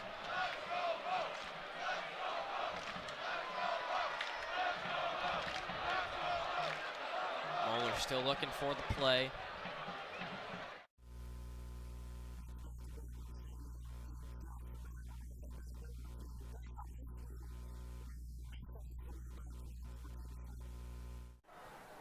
Might have to do a play action. Ashers trying to get Fairfield offsides. He'll be Talley again. Talley won't get it. Talley falls under his own man. It's going to be close. And it'll be a 4th and short as Talley is struggling to get back up to his feet. Something for the comments that you cannot see. It looks like he's holding his ankle. And with the load, Daniel, that he's gotten, it's not what you would like to see the main guy all day long. It's the second time we've seen a key Comet go down.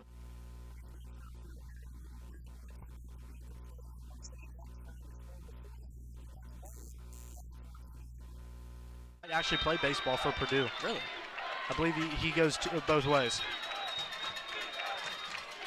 Motion spread out of the backfield. Herb Street looking. He's got pressure. Trying to go. He's going to take off and run. He jogs forward for a few yards. I thought he was going to be sacked. What a move there. Oh, they're going to say he stepped out of bounds at the 25. So the gain's going to be minimal. But it's still going to be 2nd and short. Good job to avoid the sack. I thought he should have thrown it away, but may have picked up a yard. That little stop and go there, yes. You know. Any gain is a gain at the end of the day. It's going to be 2nd down and 4, minute 36 remaining.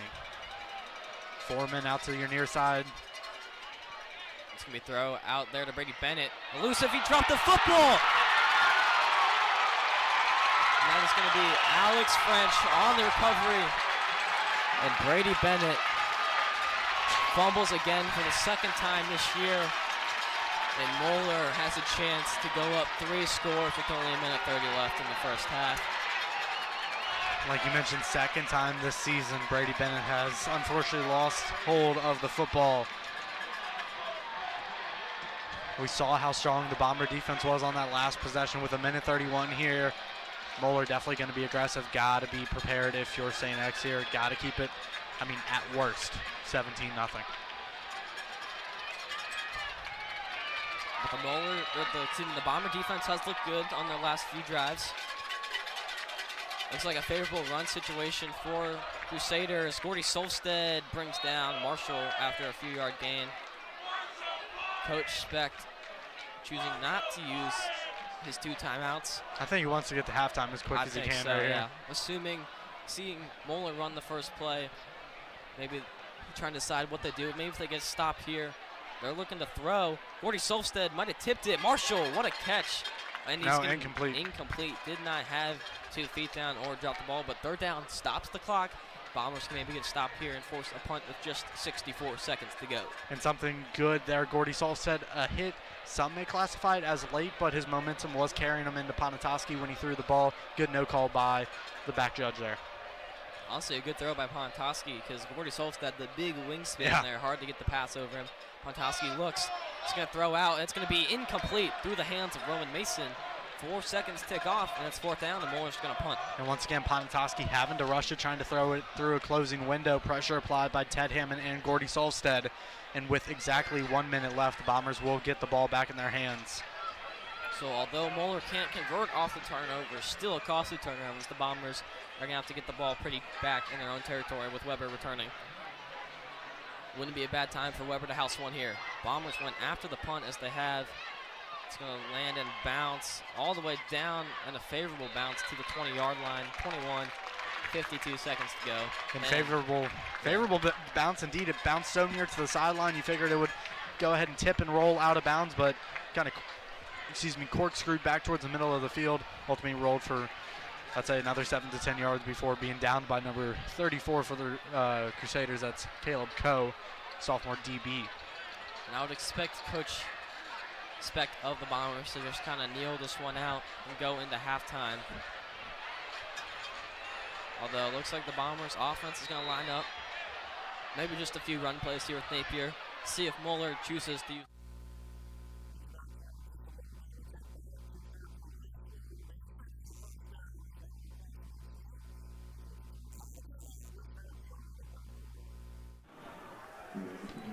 Yeah, so it is a handoff to Adesanya. He does get to the outside, dives for that first down plus some extra yards, and they did have that touchdown drive, but this honestly might be the best drive that we've seen from the Comets so far. Taking their time, it does get to 3rd, maybe even 4th down, but able to just get those extra yards, keep the drive alive. And Daniel, like you've said, it is 1st down. This would be the chance to take a shot. Balehorn at the bottom of the screen with Blevins in the slot. It'll be a fake. Ashers with time. It's Blevins. Blevins down the sideline. It's a 1st down inside the red zone. We just mentioned they've been running that pitch a lot tonight. You get that fake, the edge, he bit, and then you get just a beautiful throw as well from Ashers. And just like that, the Comets, they're in the red zone and knocking at the door right again to tie this game possibly. Great play call there from Coach Little, the offensive coordinator for this team. Shotgun again, Ashers. Adesanya will find the sweep. Adesanya finding room. Pyle still going. Did he get in the end zone? Looks to be just short. What a push from the Comets O-line, making it about an inch short of the line of gain. And if you're the Comets here, you might see another quarterback sneak. I absolutely love that play call, Isaac. You just beat them on the fake. You made that edge bite. You go back the same thing. This time you just pitch it. The defensive end, he had to kind of question if it's a fake or not. And Adesanya gets those couple yards. Will they do it again? It's Adesanya in the backfield with Ashers. Adesanya, touchdown, Comets. What a run, what a drive. We got ourselves a tie ball game if Gogol can get it through the uprights. Absolutely pitch perfect drive from the Comets. I mean, starting back at your side of the field, taking it, you're not doing any, huge shots downfield, even though some of it might have been open. And if Gogol's able to hit this extra point, we're tied once again with just a couple left in the third quarter. Max Gogol attempting the extra point to get us all knotted up. And he got it. Tie ball game, 2:50 to go in this third quarter. Daniel, we got a prime time Friday Night Lights ball game, don't we? Yeah, it's going the way any Mason and Fairfield fan would have wanted it. It's not a blowout or anything. Last year on senior night for the Comets, 30-7, Mason just kind of ran all over Fairfield. This time,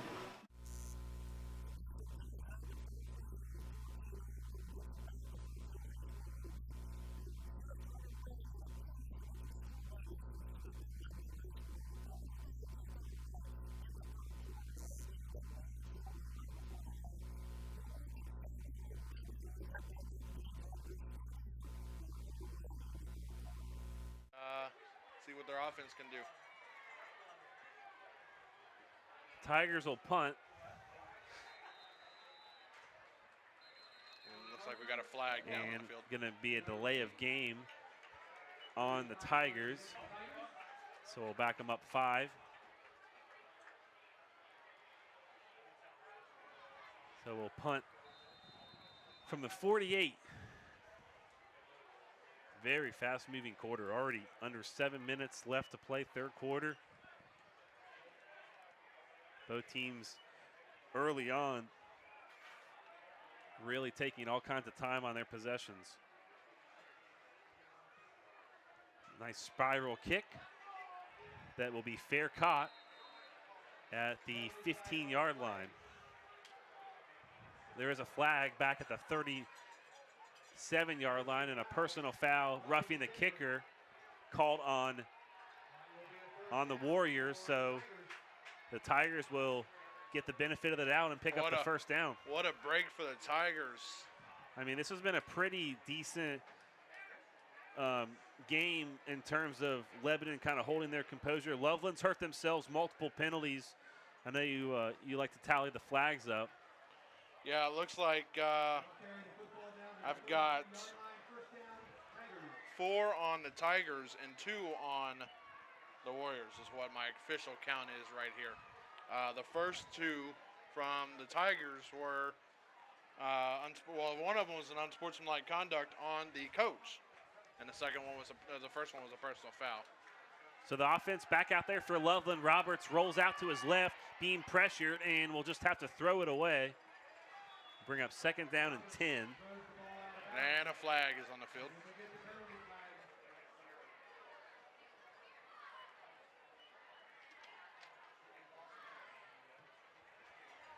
Looks like it'll be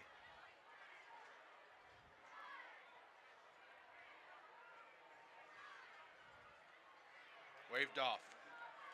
So the second time tonight that they have picked up the flag. Well, the first one was a mistake. The first one was where where the official tried to throw the marker. That one I'm not too sure of. I didn't know exactly why the flag was thrown in the first place.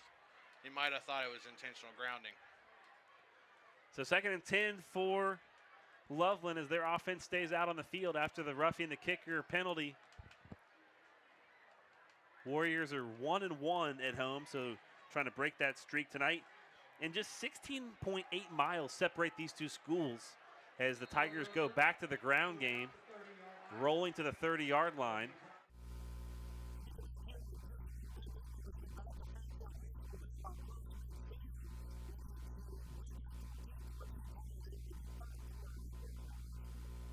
Field goal, and now this week he has that huge touchdown catch.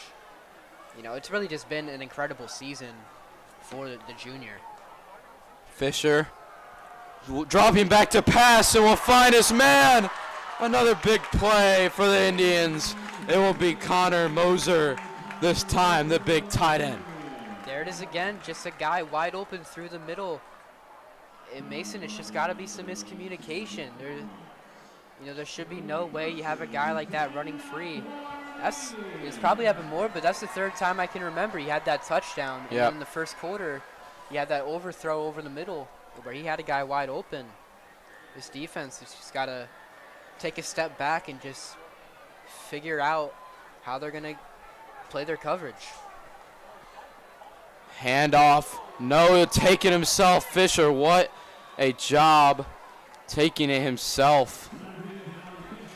Yeah, glad he didn't hand that off, because if he did, would have been stopped way in the backfield. It's a nice job to sense the pressure, keep it himself, and get some yards out of it. Fairfield starting to put a drive together as they get into Mason territory. Have a minute left in this third quarter. Fairfield at Mason's 35. Fisher trying to get loose, will be sacked behind the line by the Comets, number 42, Malachi.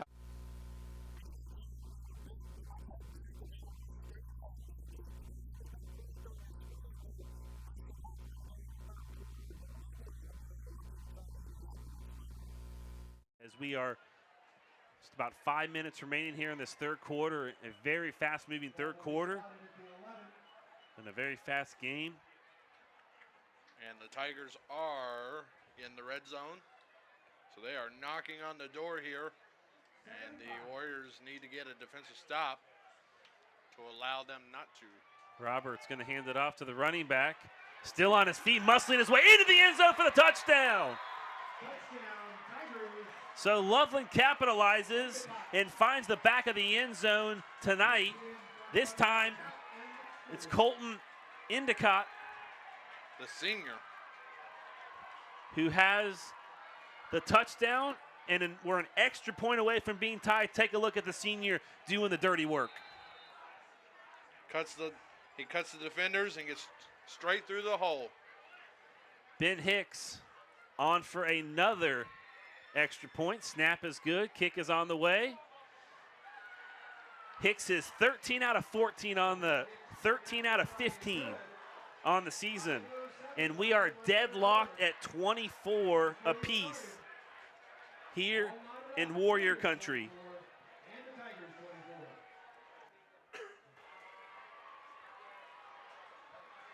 Loveland student section liking what they've seen tonight.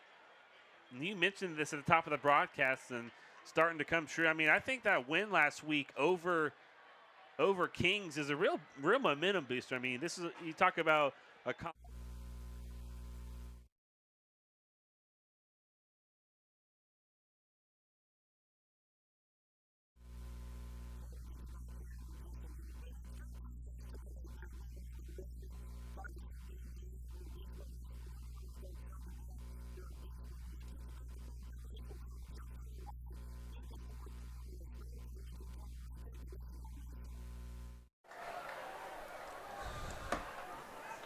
It'll be Fisher and Fadisa. Fadisa knows Fisher.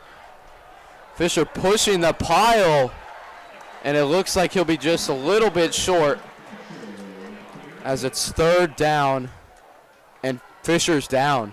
No, he's back up. All right, good. I thought he was. I'm a little scared there. I was scared too. Yeah, as many injuries as we have seen today. Luckily, none of them have looked too serious. The best guy out there, one of the most skilled guys, the Navy commit. Glad he's back on his feet. Love seeing this kid play and compete. Yeah. 3rd and 2 for the Indians. I think we might see what we just saw last play, a read option. Vatsky, nothing doing. The Comets get a stop on 4th down. Now decision time for the Indians. It looks like. What do you do? Do you go for it here? I think they're going to bring out the field goal team. They believe in their defense. It makes you question that first drive where they went for it on 4th and long, and now 4th and short here. You know, you are of course in field goal range. I'm honestly surprised they're not looking to go for it. The holder will be Fisher. McGuire to kick. It'll be about a 25-yarder. It's been perfect The this kick year. is up and it's blocked! Blocked by the Comets. Picked up. Number 9. Preston Estoesta. Are you kidding me? The Comets will get the ball at the 35-yard line. How about that for a momentum shift? Looking to take the lead. Estoesta gets right in front of it. They've been close on almost all of these kicks tonight. Getting there that time they do. And now Mason, finally, they look to be in the driver's seat. They are in the driver's seat, Daniel. What a block from the kid. There's been some times where I'm questioning if are the Comets going to get there on one of these kicks, and they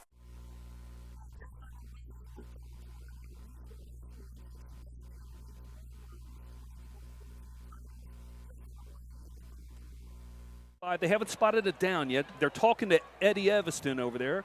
Somebody's got a laser, it looked like, on the field. Yeah, there's I saw it. Yeah. I saw it around the hill, just next to the athletic building. So they're calling it a first down. The ball is spotted on the Beechwood 25. Refs are. Yeah, and there's the call. Yeah, somebody. It's coming from the Covcath Crazies are over on the hill. It is a standing room only crowd. Yeah, People lined up on the hill. Eddie Evanston absolutely losing his mind with Principal Bob Rowe is claiming that it's coming from the hill. I don't know where that was coming from. 1st and 10, Tigers on the 25. 3 receivers to Hayden's left, 1 to his right. Flaherty joins him in the backfield. Hayden gets snap, a little bit of pressure, throws out to Flaherty, beautiful. 30, 35, he's got some reach. 40, boy, here we 45, go. he cuts it back in the 50 in the Covcat territory, down to the 48-yard line. That play's been open all day, guys. It worked again. And again, look, speaking of legends, Bob Burnett and the offensive line coach, this is his 50th year of coaching. That guy has worked wonders with this offensive line since week 1. I'm not sure who it was, but there was a great block on the right side to cut off some pressure that allowed Clay to complete that pass to Chase out near the sideline. Great blocking, and Chase Flaherty again, he's improved so dramatically catching the ball out of the backfield. 1st and 10, Tigers at the Covcat 48. 3 receivers to Hayden's left, 1 to his right. He gets a snap, looks to his left, got some pressure now, does a nice job of just throwing it out. Receiver in the area, though, Cusick. He was hit, no flag down. The refs are going to talk about grounding. I don't think they'll call it. Don't see a flag yet? No. 2nd and 10. Yeah, pressure came from Tucker Evans and Ben Reeves, two of the defensive linemen for Covcath. Ben Reeves, who we saw last year on the game down the road, he had a great game against us last year, and he's having another strong game tonight. That's one of the few times tonight that the pressure has gotten past the line. Yeah, no doubt. The offensive line has done a great job. 2nd and 10 Tigers. Ball on the Covcat 48. 3 receivers to Hayden's left, 1 to his right. That's Cusick. Flaherty in the backfield. Hayden gets a snap, gets some pressure coming again towards the right. Throws it again out of bounds. They might get it this time. The refs are talking. Clay got really heavily pressured out at his 43. He had a receiver over there. Cusick was there. Covcath wants intentional grounding. Don't see a flag yet. The officials are going to talk. The Covcat coaches are working the side officials like Cusick was in the area. Matlock and Mayberry right now on the sideline down there. But I think what you just saw there, and I was hoping that Coach Evanston would not start doing this because it really hurt us last week, is instead of bringing those linebackers up the middle through the B and C gaps, they looped Tate Kruger around the offensive tackle, and he had a wide open, not touched attempt at Hayden. Again, that's something that we were really vulnerable to last week, and we're going to have to figure out a way to seal that off, because if not, Coach Evanston's going to go with that. Yes, they're calling it an incomplete pass. No grounding. Beautiful. We'll take it. It's 3rd down and 10 now. Eddie Evanston, he doesn't agree, but that's all right with us, huh? We'll take it. 3rd down and 10 now. Ball spotted on the Covcat 48. Hayden comes out on a huge 3rd down. Willie Rodriguez coming in on defense. Looks like he's going to be in coverage right now on Luke Erdman. 3 receivers out to Hayden's left. He gets a snap. Good flag down quickly. Completed out to Cusick. He's going to have a first down almost to the 36. See what the flag is. It was thrown very quickly. Don't know if somebody jumped on either team. We'll find out. Looks like it's coming back. It's coming back towards us. That's unfortunate. That is a missed opportunity right there. False start. False start on Beechwood. Man. The ball is going to go. It'll be spotted on the Beechwood 47. It's going to be 3rd down and 15. That play to Cusick would have been enough for a first down. Let's see if we can do it again, though, right? Yep. Here we go. Tell you the respect that's being showed to this Beechwood football team right now. Willie Rodriguez out on defense. That tells you that they know they got to pull out all the punches tonight. They know exactly what they're facing. Clock stop, 10:38 to go, 3rd quarter. Beechwood 24, Covcat 14. 3rd down and 15. 3 receivers tightly bunched to Hayden's left, 2 to his right. He gets a snap, looks to his right, throws out to Erdman in the flat. He has some room. 50, makes a man miss inside the back to the original line of scrimmage. It's going to be 4th down and 10. Ball's down at the Covcat 48. Let's see what Beechwood does here. We are going to see the punt team. Yeah, you got to punt this here, I think. Just unfortunate that penalty took away a first down there. Sure did. Kind of put that one in the remember it should we lose this game. Cusick's going to line up out as 38, 37 now. Deep for Covcat is number 4, I believe, Oliver Link. No, or that 2. I'm sorry, Braylon Miller lining up at his own 18. The snap is back to Cusick. Has some time, a good kick. The ball will bounce. It's going to bounce near a Covcat.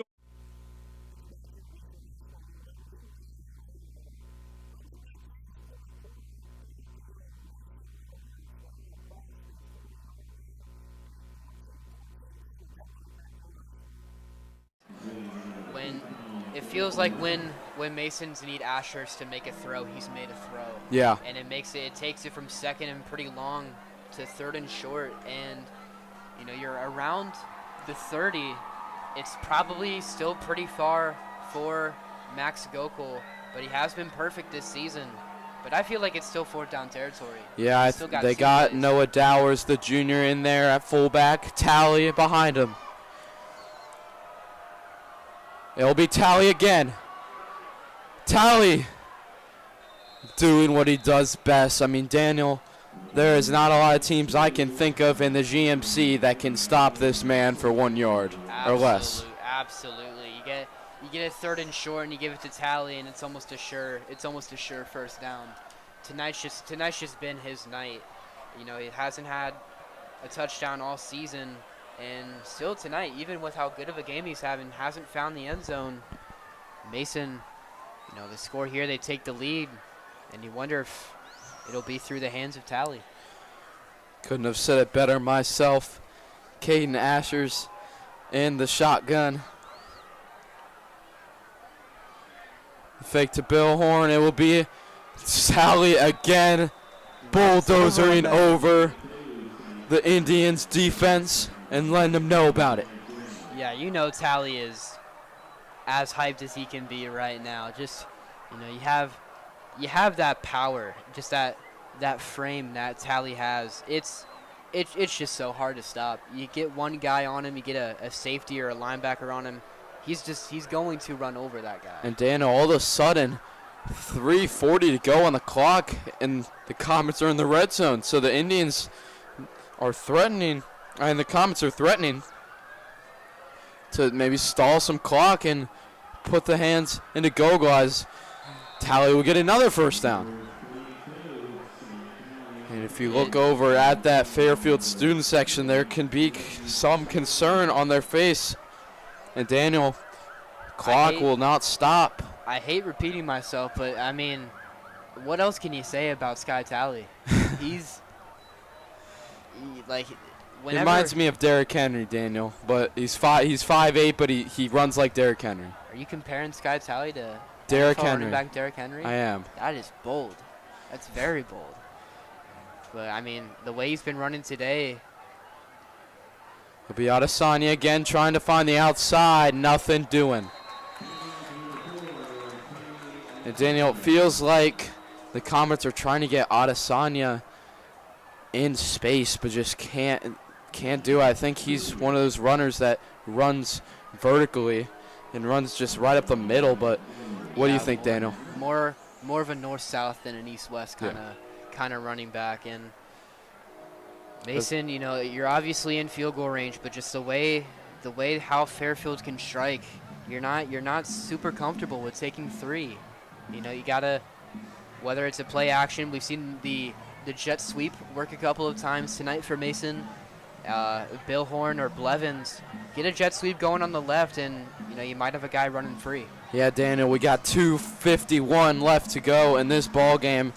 It'll be 2nd and 10 for the Comets, and they're at about the 14-yard line of Fairfield.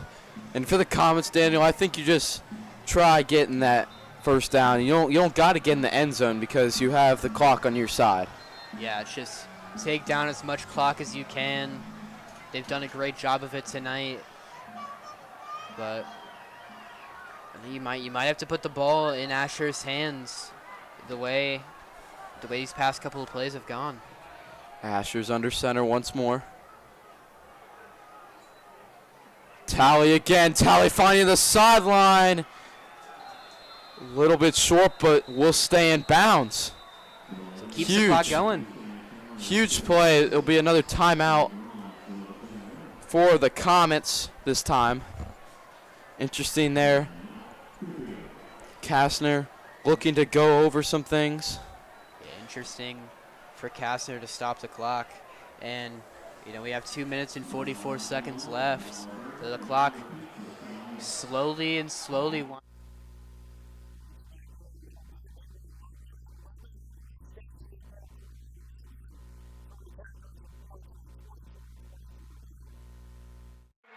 A goal-saving tackle made on the play by Andy Roars, the junior, and that tackle saves a potential touchdown for the visiting Tigers. What a play! Just found a hole and ran through, and he evaded all the tackles. Only had two men to beat, and eventually ended up getting brought down. And that will be the end of our third quarter. It's going to bring us to the end of the third quarter. So.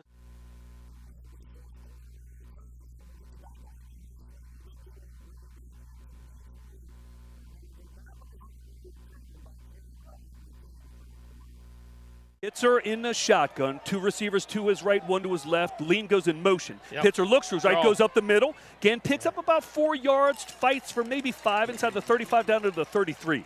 Again, in credit to Coach Evanston, sometimes he does things where, he brings Willie in and puts him in motion in front of the line behind a guard, or he brings in Tate Kruger, and when you see that, they're going to run the ball. Yeah. So just a nice job. Tate Kruger, a nice young player. 2nd down and 5. Covington Catholic's ball on their Beechwood 33. 6:25 to go, third quarter, clock running. Beechwood 24, Cov Cath 14. Again, Pitzer comes out in the shotgun. Lean to his left.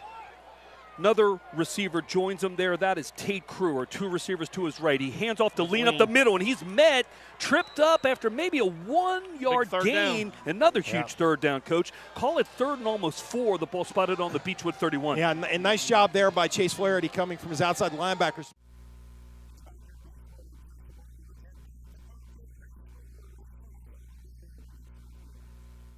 Flabbit, who is a junior.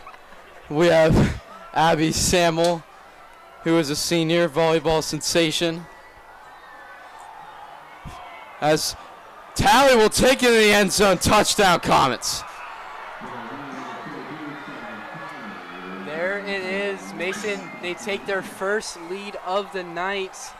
Little celebration in the end zone, and it's Sky Tally once again, his first of the season, and it's going to be one to remember. This defense, they still got to lock down Fisher in the Fairfield offense, but what a half this Mason offense has had.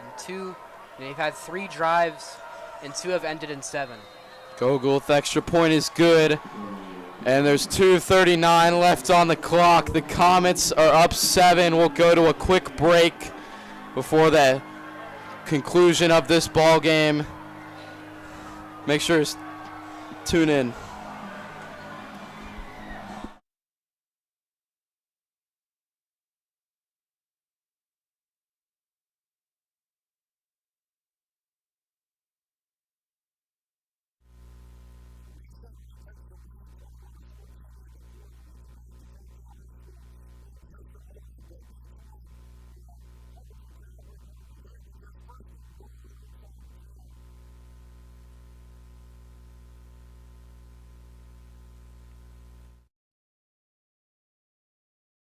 Beechwood 9. 4:33 to go, clock running, third quarter.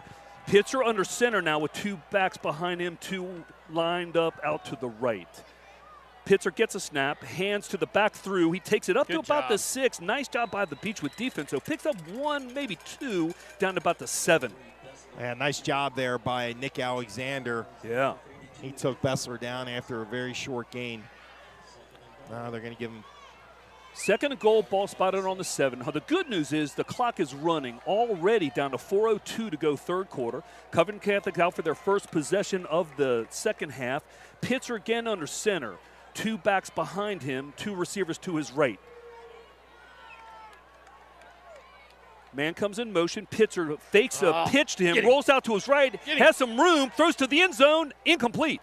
Ball is out of bounds. It's going to be third and goal. Nice. Yes, you said it. Well, nice little play call there by Eddie Evanston. You haven't seen. Well, I haven't seen that. I've never seen that one from a Covcat team. But misdirection. It looked like they were going to have an easy touchdown. Pressure? It was Brody Waddell again. Nice. Brody Waddell again. We haven't seen a lot of him, but what we've seen has been really good. And tonight, playing full time, really for the first time, he looks outstanding. Looks like a really solid addition to this defense. Ball was intended for Willie Rodriguez, couldn't come in with it.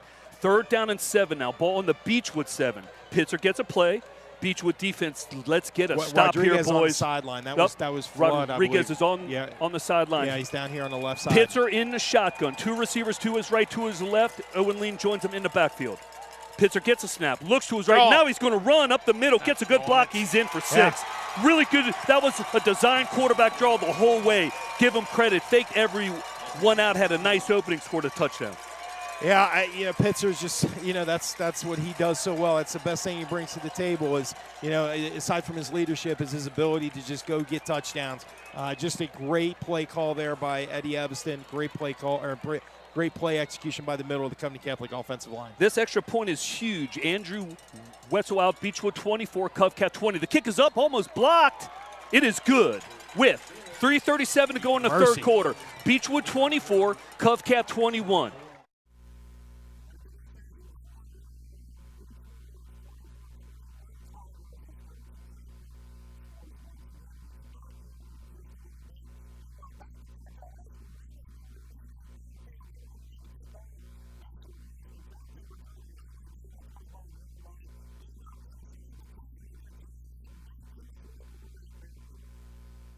He dropped it.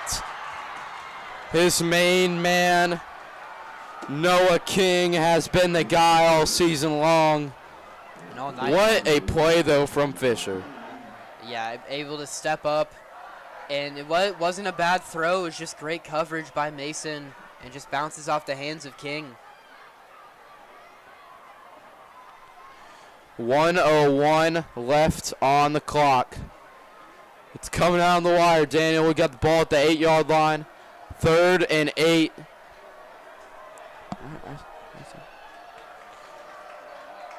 Possibly. Again, 1:01 on the clock in the fourth quarter. The two biggest plays of the game we're about to see. Looking to throw, no one home. Comets hold again. I think no flags. Fairfield was looking for a pass interference there, weren't able to get it. And here we go, Isaac. This is the ball game, folks. 4th and 8 on the 8-yard line.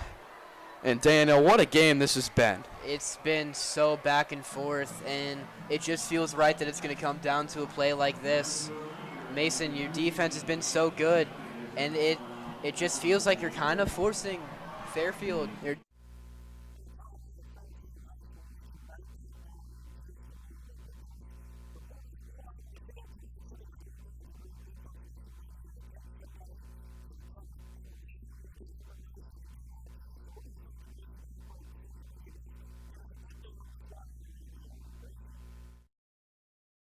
Thanks, Matt. We just received some great highlights from our reporter, Matt Subinger. Tonight, he's covering the Milford Eagles at Kings High School. Head over to our Twitter at TGIF Football to catch these great clips. Tonight, their quarterback, Luke Brandt, threw a great pass to Ethan Melgard, which then set them up for a 16-yard rushing touchdown to Ashton Werther. Unfortunately, they didn't make the extra point. Currently, the Eagles are flying away with the lead at 20-14. Back to you, Matt. And you put the ball in Fisher's hands, and you see what he wants to do. He's the best quarterback in the GMC. In a moment like this, Fisher, you give him the ball. Trying to find someone. Swallowed up and can't get it loose. Sacked. The Comets are going to win the football game.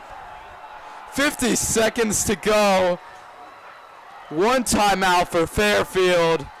All we'll need is the victory formation. Daniel, what a play from William McManus. In the shotgun, you give the ball to Fisher, and he just gets swallowed up. It's McManus, went down with an injury in the first half, comes back and makes possibly the play of the season so far.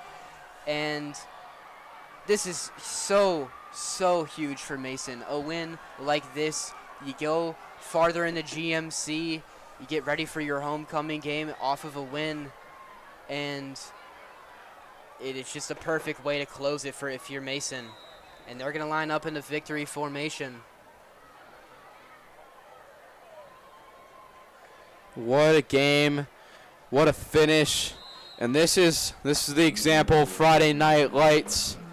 Under the lights in a hostile environment, the Comets find a way to win. The whiteout. What?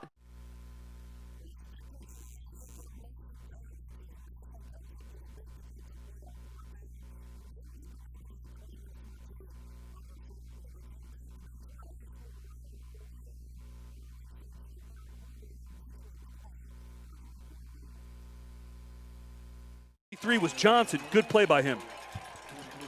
Yeah, almost a completion there, but again, you know, there was a kind of a switch at the beginning of the second quarter, and you know, and I think that what happened was is Coach Evanston and his staff realized that Clay Hayden and this receiving core were for real, yeah, and they made some adjustments to their defensive backfield in terms of adding extra coverage. And since then, I mean, it's been tougher sledding than it was to start the game. I mean, they're doing a great job right now. This is going to be tough to convert. 3rd and 27, 3 receivers to Hayden's right. He looks back, has some time. Again, he's going to get sacked inside the 5 at about the 4. He kept looking. He wanted to uncork one, didn't. Got sacked inside his own 5 there. And Ben Reeves, who, again, a young man that I was so impressed with last year, both in the game that we played against us, but also through a couple of other games, just a really, really good defensive lineman. He's played a great game tonight, and that's the biggest. At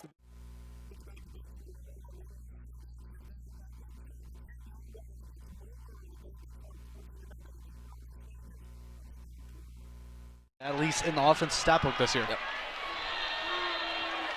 Bombers now 3rd and 7, 3rd and goal.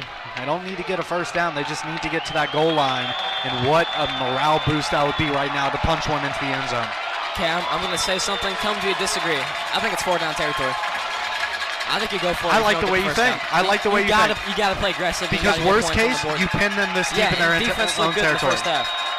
Herb Street, deep set, empty backfield. Motion man is Jake Britt. Takes a snap a little bit low, fires, and almost in the back of the end zone. Brady Bennett off his hands. Good coverage. Number 3, Carson Hobbs, the Notre Dame commit right there. And I believe Coach Specht and Coach Coverdale do not share our opinion as the field goal unit will come onto the field. But fake field goals. They have done that in practice this year, but not the spot, I don't think. Yeah, too far away, I think. And that just a little bit behind on the throw from Chase Herbstreit. Bennett almost made the grab, just couldn't get.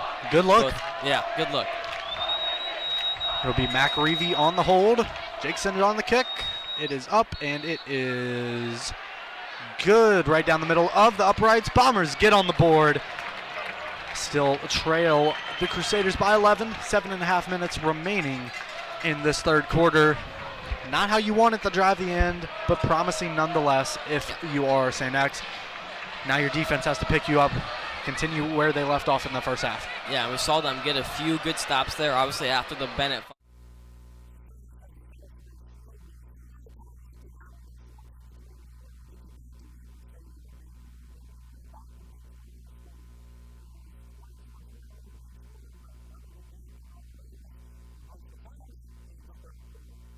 And a Beechwood tackler from getting to Pitzer. Right now, Covcath in control of this game, trailing by 3. Someone on this Beechwood defense is going to have to make a big play in order to stop the bleeding. First down and 10. Willie Covington Catholic. Rodriguez, 31. Rodriguez left tight end spot right now. 3 wideouts to Pitzer's right. He's going to keep it again up the middle under some heavy pressure quickly. Going to pick up 1 or 2. Nice play out there. I believe that was Jack Meyer again on the tackle. They're going to give him 3 on it. Call it 2nd and 7. Takes it inside the Beechwood 30. Clock is running. That's our friend. 50 seconds to go, third quarter. Beechwood still up 24-21. Worst case scenario here. Covcath scores, but still has all the fourth quarter here. Mark, look at the number of people it's on the hill. Crazy crowd. And along the it's wall incredible. In the end zone nearest the school. It is absolutely packed here The tonight. biggest crowd I think I've ever seen here. Ball is spotted on the Beechwood 28.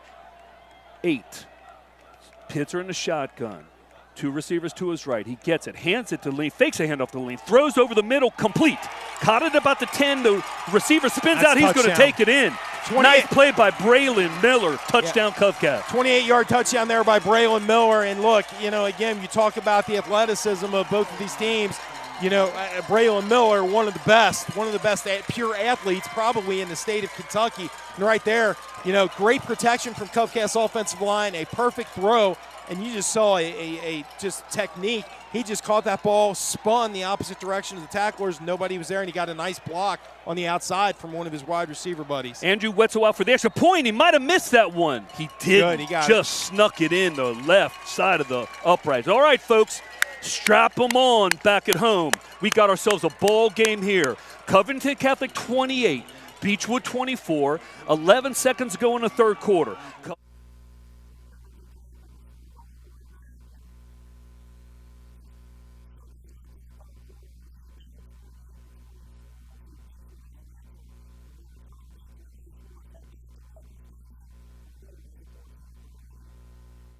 Yep, Gordy Solstead made the stop there. The only issue is he threw him forward for a few extra yards. Bombers better get players down here. Trips to the near side screen, Roman Mason on the reception, and he will pick up the first down rather easily. Bombers hole in coverage on the near side. Just not picking up on the fact that the Crusaders had trips out to the near side. You got to get aligned on defense. I mean, that's just too easy. You got Lucas Bishop guarding 3 guys by himself. The Bombers not aware on defense right there, and it's an easy first down for Moeller.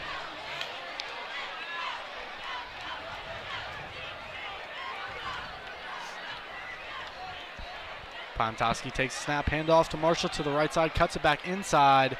He's able to fight through the first few tackles. Going to pick up around 4 yards on the carry. And will eventually end the play behind the original line of scrimmage. Yeah. Got drove way back. That was Kobe Clapper again, finishing the tackle. An intense play from the linebacker. He wants to get the Bombers off the field here. And Moeller, running the ball. That is their bread and butter. Jordan Marshall, obviously the star of their offense, but also I think a kind of double-handed tactic here to try and run as much clock as possible. Pontoski taking his time, approaching 10 seconds on the play clock. Send the man in motion. Takes a snap, hand off to Jordan Marshall, cuts it back inside for the first down, breaks a few tackles, cuts it back to the inside, and brought down by the shoelaces by Lucas Bishop, or else he had some open field, could have got quite a few more yards on that one. First down, Crusaders. I got Jordan Marshall, the master of the cutback play, looking for open space, something Blake Corum, running back for Michigan, currently does really well for the Wolverines. And obviously the Bombers letting up a few yards on first down, but just not sustaining the run defense so far. Pontoski back to pass. He'll throw to the far side, way over the head of his intended target, number 37, Isaac Shade. He lined up in the backfield there and then motioned out on kind of a backfield screen play. No dice. Gus Folke came in like a heat-seeking missile off the edge on that play, forced the high throw from Ponatowski. That is good pressure by Gus Folke off the edge. That's kind of been his specialty this year. He's got second down and long, and Jordan Marshall not in the field. Expect another pass play from the Crusaders. Yep, back-to-back plays where we've not seen Jordan Marshall on the field, although he has caught passes this year for touchdowns, so, you know, sometimes he'll line up as a wide receiver or run out of the backfield. Ponatowski will take the snap, hand off to Shade. Shade will punch it up the middle before being met by a couple of Bomber defenders. Looks like Noah Beck in there on the tackle, along with number 94, Ben Berger. I think that's a designed play there. Obviously, Marshall's not in the game, so Bombers expect pass. So then you run it and pick up an easy 5 downs and make it third and manageable. And speaking of Marshall not being on the field, speak of him, and there he is, Jordan Marshall back out there. The senior Isaac Shade comes back over to the bench. Now under 5 minutes, a 3rd and 5, crucial down if you're the Bomber defense. Ponatowski will send number 8 in motion. Takes the snap a little bit high, design QB keeper, and short.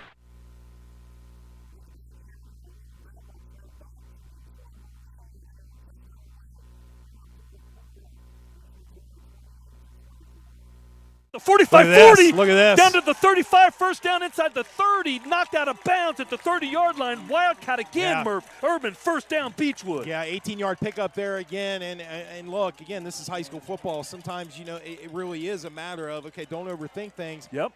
If you are in a spot where you got to produce, put it in your fastest, your better athletes and see what they can do, and that's what they're doing. First and 10, Beechwood, ball on the Covington Catholic 31. Great lead block there, too, by Chase Flaherty. Open it up.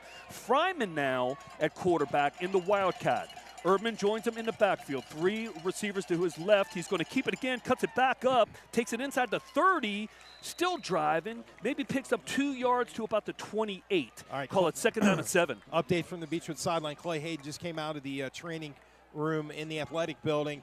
He put his helmet back on, and he's throwing on the sideline with a Beechwood assistant coach. Good sign. Second down and 7. Ball spotted on the Covington Catholic 28. Clay Hayden got injured on a sack on the last possession, but he's overthrown on the sideline. See if he can come back. I believe that's Erdman and Flaherty in the backfield. It is. Erdman on a direct snap. He follows Flaherty to the left, cuts it back up hard inside. Man, such a hard runner. Gets it down to about the 25-yard line. Picks up 2. No ball out. No ball out. Covcat guys are saying it, but it's not. Refs are not saying it. It's going to be 3rd down and 5, maybe 3rd and 6. Ball is going to be spotted at the Covington Catholic 26. Great job by Erdman there to just essentially catapult himself into a group of Covington Catholic tacklers to pick up an extra 2 or 3 yards. Let me see. Sean Souter got the play from Herget. Okay, Tyler Fryman, by the way, just want to let everybody know, he can throw the heck out of the ball. Yeah. So watch for that. 3 receivers to Fryman's right. He's going to keep it again. Waits for a block. Cuts it. Cuts Look at out this. 20, He's gone. 15, That's a touchdown. 10, 5. Touchdown! Fryman! Game changer, Mark Talley. Woo! Game changer. Tyler Fryman, the way he's played football in the last 3 weeks, he has emerged not only as one of the best freshman football players in the state, but he's emerging as one of the top overall skill position players. This kid is unbelievable. Wow. 26-yard touchdown run. His 2nd touchdown tonight. He now has 8 touchdowns on the season. And Mark Talley, this Beechwood offense, one big play after another by multiple weapons. Hold your breath, catch your breath, folk. Colson Lair out for the extra point. Snap is high. Hold is down, though. Great Colson right down the middle. 9 minutes, 28 seconds left to go in this game. Beechwood 31, Covington Catholic 28. Thanks, everyone.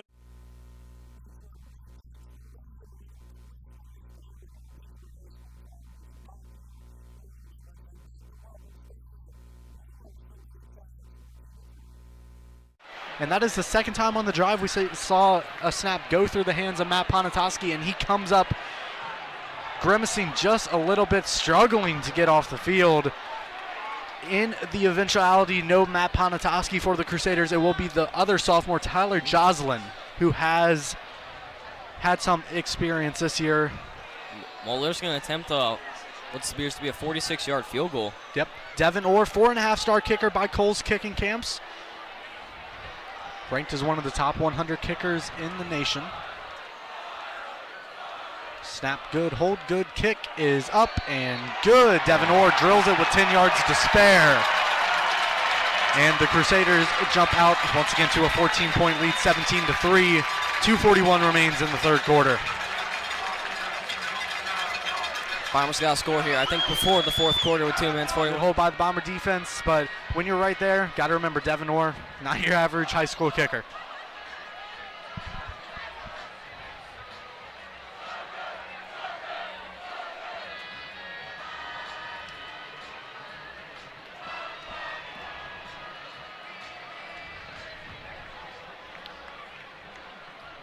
Yeah, and as we're seeing down here near the sideline, Matt Ponatowski has gone into the trainer's tent and will be evaluated for injury, we assume, as the Bombers are going to be able to set to return this kickoff.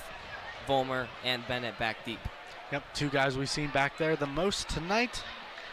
Looking to get the Bombers some good field position to start this one. Like you mentioned, ideally put one in the end zone with 2:41 left here in the third quarter.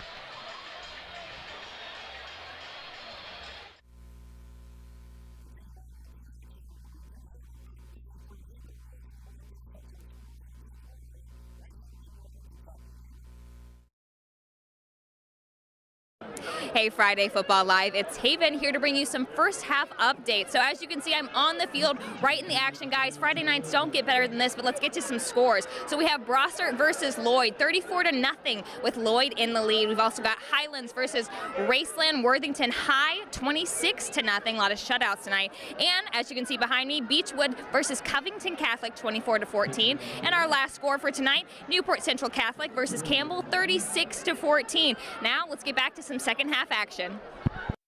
If they're going to try and score within these 2 minutes and 41 seconds. I thought the passing game looked good last drive. Yep. Wouldn't you agree? I would say so. So why not keep trying it? I mean, Jake Britt ground game is there, but the momentum's through the air. You got to go through the air. Luke Clare back out on the field for the Bombers. 3 Bomber receivers to your near side will be Clare, McClatchy, and Bennett, the senior trio.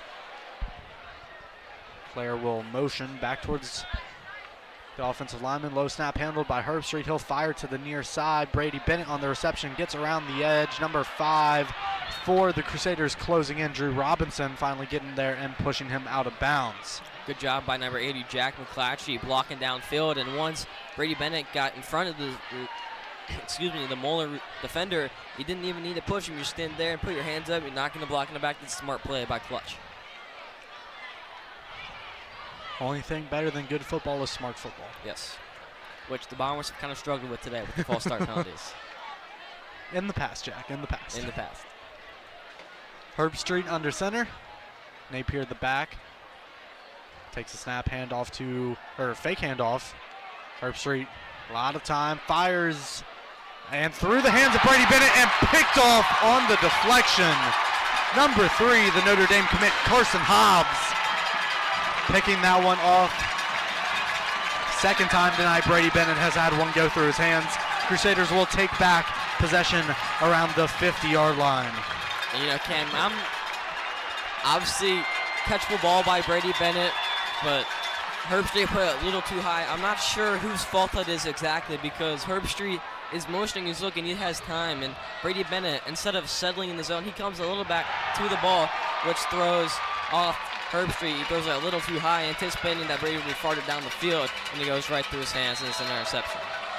So now the ball back in the hands of the Moeller offense. Very quickly back out on the field.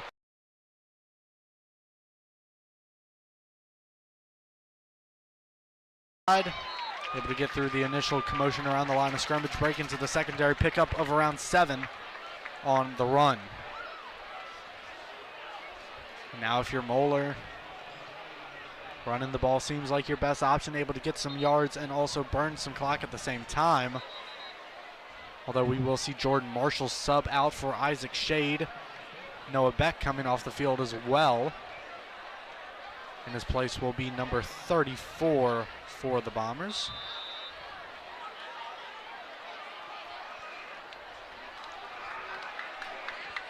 Ponatowski handoff to Shade. Shade brought down right around the line.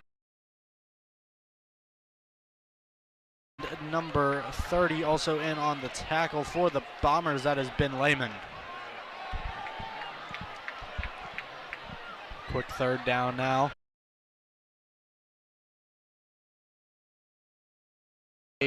On this one, that is Sam Hamilton.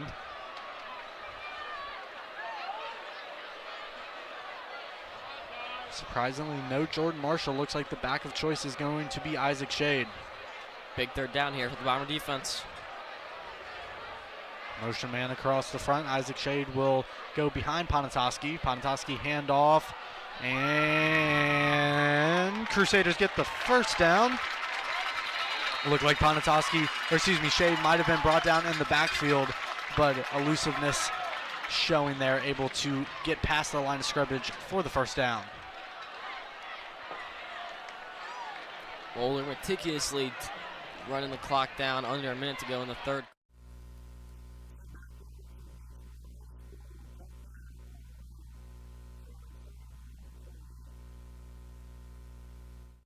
To go, clock running. They'll stop it briefly, reset the downs. Here we go. And that's the benefit of having a Division I tight end on your rosters. You can use them as the decoy right there. They pulled coverage, double coverage to Willie, and that allowed Link to get open over the middle of the field. Great play call, great catch there by Oliver Link, his third catch tonight. Big conversion there for Covcath. 5:20 to go, clock running. Two receivers to Pitzer's left. He's going to hand it to Lean up the middle. Lean picks up a couple yards, still going, leg still going, gets through inside the 20, 15, knocked down finally inside the 15, down at about the 13.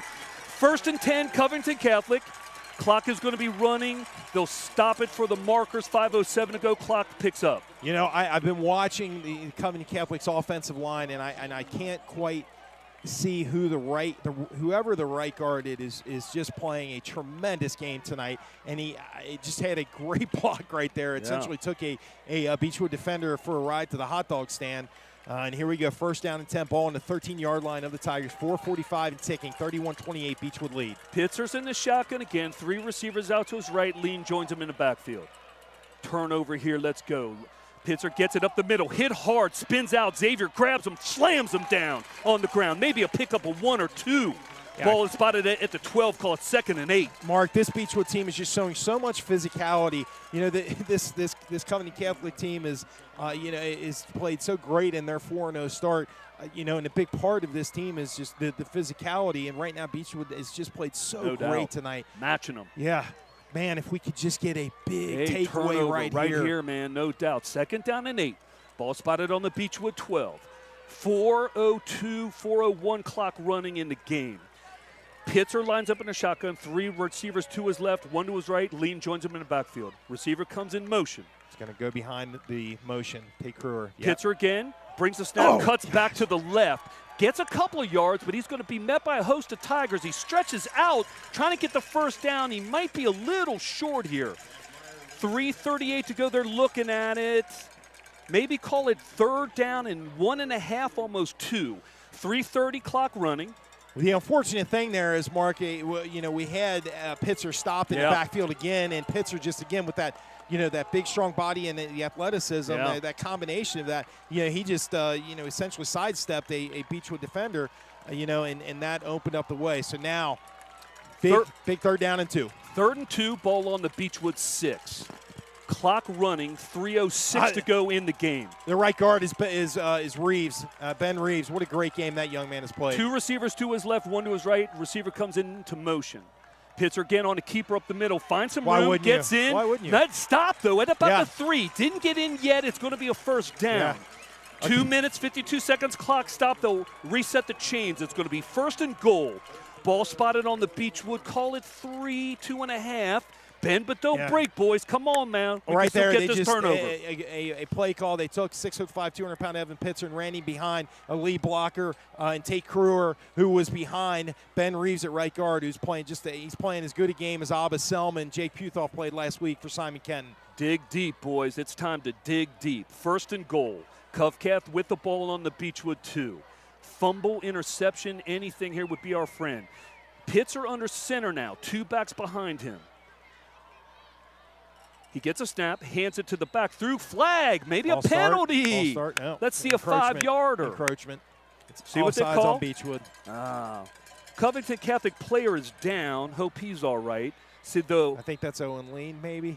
The white hat hasn't called the flag yet. It is caught against Beechwood, not the end of the world. It's just 1 yard. It'll be 1st and goal from the 1 now. 2:15 to go in the game. Beechwood leading 31-28 over Covington Catholic. I believe the injured player was 82, Josh Flood. He was in there playing defense. It's Owen Lane. It's 22. Yep. And hopefully he's all right. 2 minutes and 15 seconds left to go in the game.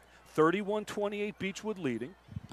Covington Catholic has a 1st and goal here. Man, what a ball game. Been something else. Yeah, it's just a clash of the Titans right here. Two teams that are just leaving it all on the field tonight. Two teams that have such high hopes and look to be on a crash course for Kroger Field in their respective conferences. So, it's been a tremendous game tonight. We're on 3 weeks in a row, 3 great games, Mark Talley. No doubt about it. I tell you what, the Covington Catholic player is up. It is Lean, 22. Hopefully he's all right. He's being helped off the field. It's still 1st down and goal. The ball is spotted on the 1 yard line. Here's an interesting thing. Do you let them score? I mean, do you think about that? You got 2 minutes to go. If they score, kick the extra point, they'll be up by 4. I don't know. Have to score a touchdown to win. I don't know. I think they're about to take that decision out of our hands. Maybe a fumble here, some turnover. This is another reason why Pitzer at 6'5", 200 pounds is such a great weapon to have. All he's got to do is lean forward. He's going in behind Reeves. Watch, over right guard. 1st and goal. He's going over right guard. Here we go. Over right guard. Here it is. Pitzer gets it. He goes straight at the middle. Doesn't get it. They stop him. Maybe Good. even lost a yard. Good. Maybe. See where they spot it. He gets down. The clock is under 2 minutes now. It's right at 2 minutes. They're going to stop it. Don't know if Beechwood called a timeout. I think we did. Jay Volker almost out on the left hash marks, getting barked at by an official to get back on the sideline. Mark, did you see how far out Jay Volker made it? Yeah, he is upset about something, still is. Yeah. Maybe thought if there was a false start. Yeah, he is not happy at all right now. He's got his arms up in disgust over what he felt like something big was missed there. Yep. The ball is still spotted on the 1. It's 2nd down and 1. Ball on the 1.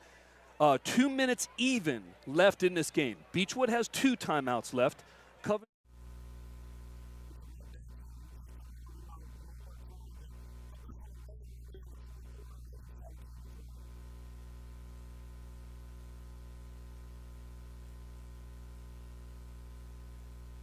From the running back, he'll get down to around the 5. That will bring up a 3rd and goal from the 5-yard line. Marshall, after first contact, I think got around another 6 or 7 yards there. I mean, that's a hard physical run there by Jordan Marshall. And just keeping his balance. That's what's most impressive about him, that balance. He's so low to the ground and then just keeps the legs turning and brings up 3rd down and goal from the 5. Clock runs, approaching the 10-minute mark. Bombers need a stop in the worst way.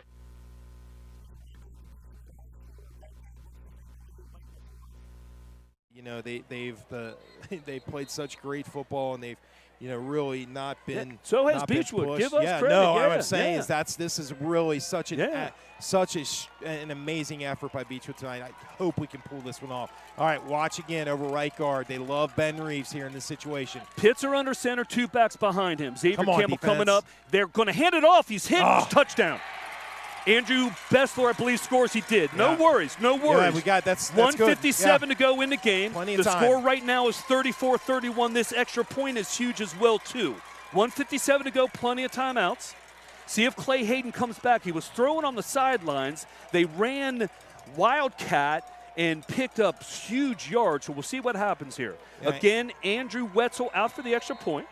Well, Andrew Bessler, I'm sure Eddie Evison wanted to get him into the end zone tonight. He's played a great game on both sides of the ball. The snap is low. The hold was good, though. Nice job by the holder. The field goal, the extra point is good, 35-31. Covington Catholic takes the lead again over Beechwood. Beechwood is going to get the ball back with 2 timeouts to go and plenty of time.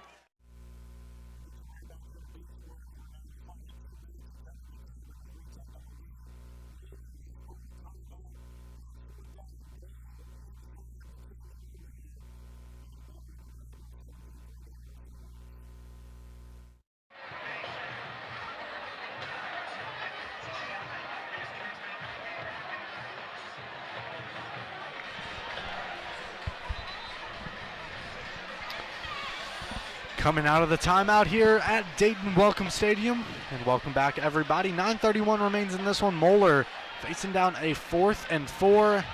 And their kicking team will come out onto the field. Devin Orr looking to punch this one through and give the Crusaders a 3-possession lead. I think it's a smart play here from the Moeller offense. It's going to be the punter, Ethan Page, on the hold. Bombers' most ideal case would be to block it. And they almost do. Kick from Orr, good though. And the Crusaders.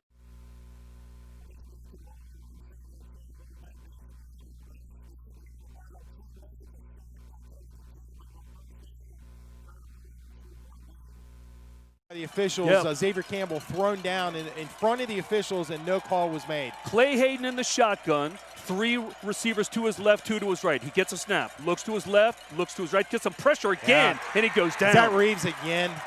Back inside the 10. Clay is sacked at about the 7 or 8. Yeah, this time J.P. Sullivan, and now Beechwood in a bad spot, Mark Talley. Beechwood is going to take their second time out of the half. They got 1 to go. 1:18 to go in the game. It's 3rd down, and again, 20, easy, 25 for the first. They got to get all the way up to the 36 for a first down. You know, and the tough thing for, you know, when you're in a situation.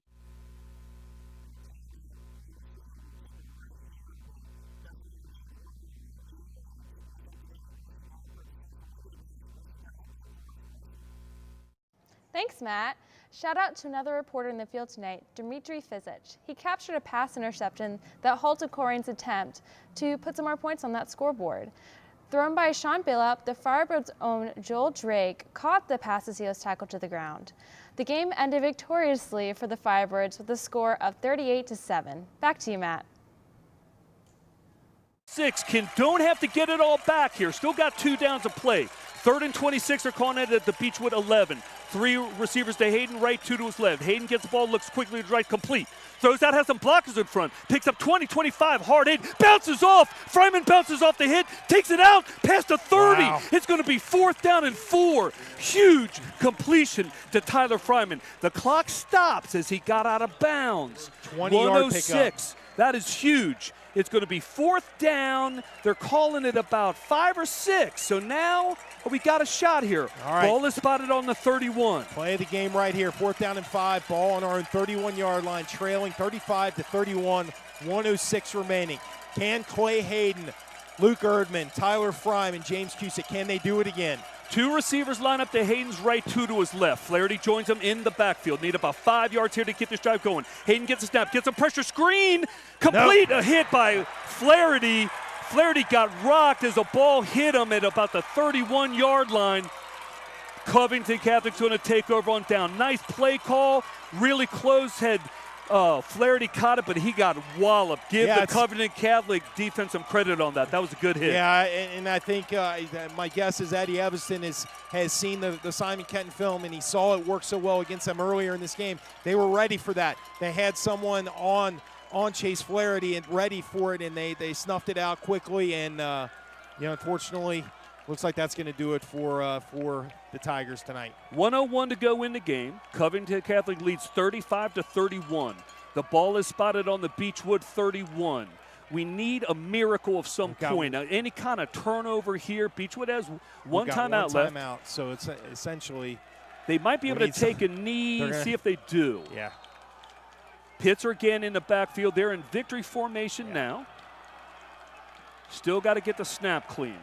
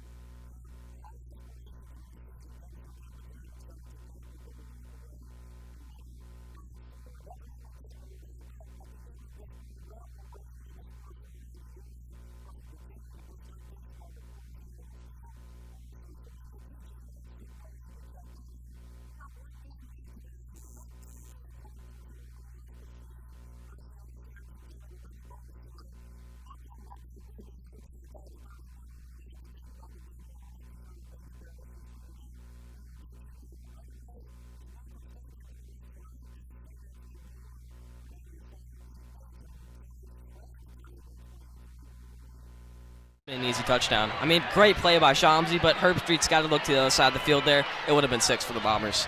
Now, do you think he started on that right side, went to the left, and never came back, or do you think he started left and went right? No, he started right.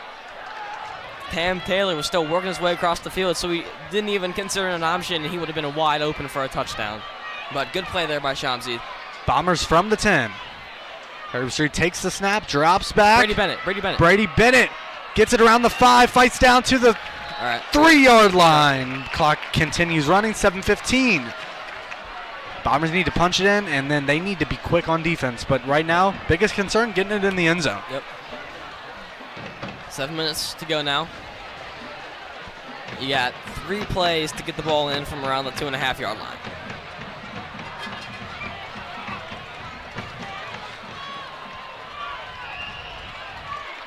Number 7 lining up under center. Napier in the backfield behind him.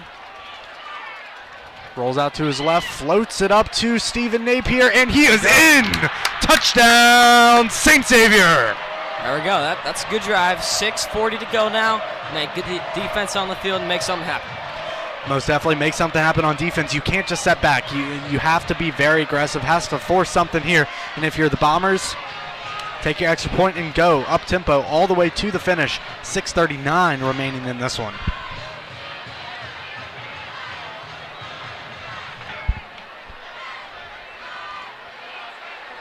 Sinja slots that one through the uprights, and the Bombers are within 10. Never too late for a comeback, is it, Jack? No, it is not. We saw in the playoff game last year where Moeller won 20-7. They almost.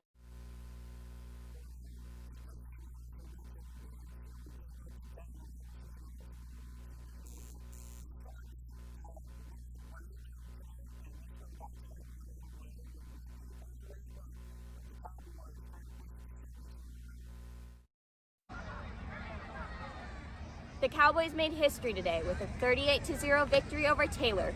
They were led by a strong rushing game from DJ Gray and Jackson Hamilton, who both scored touchdowns.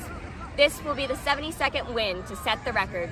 Signing off from Bob Lewis Stadium, I'm Evelyn Wackler. Then you need 3. And Sinja, I think 40 is about as far as you'd want to put him out there from.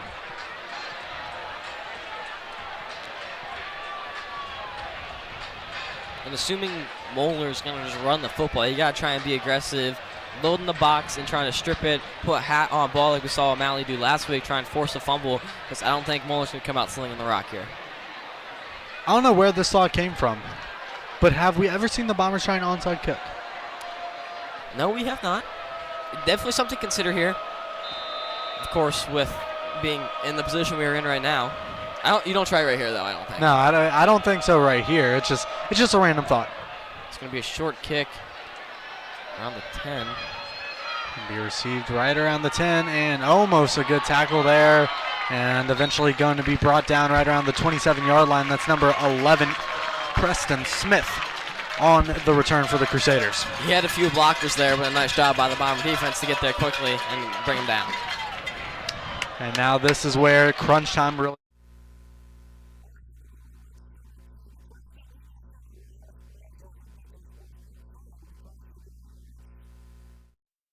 It's Alex in the Tri-State Media Center updating you on scores as we draw close to the end of the night.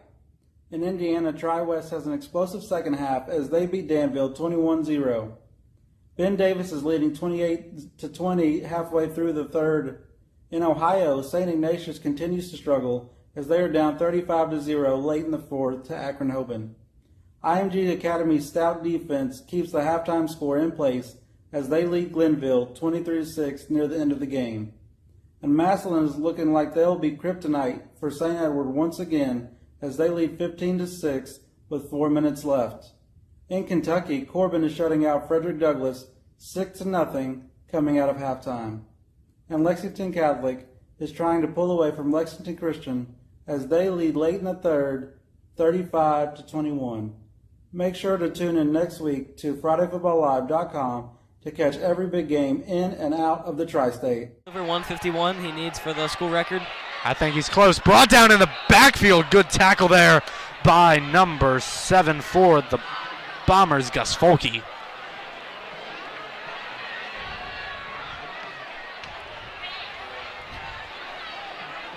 Down to 6. You can count on Moeller running off every possible second here.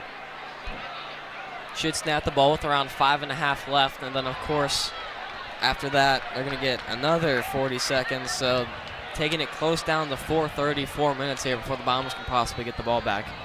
Not assuming a timeout by St. X. Ponatoski will send a man in motion.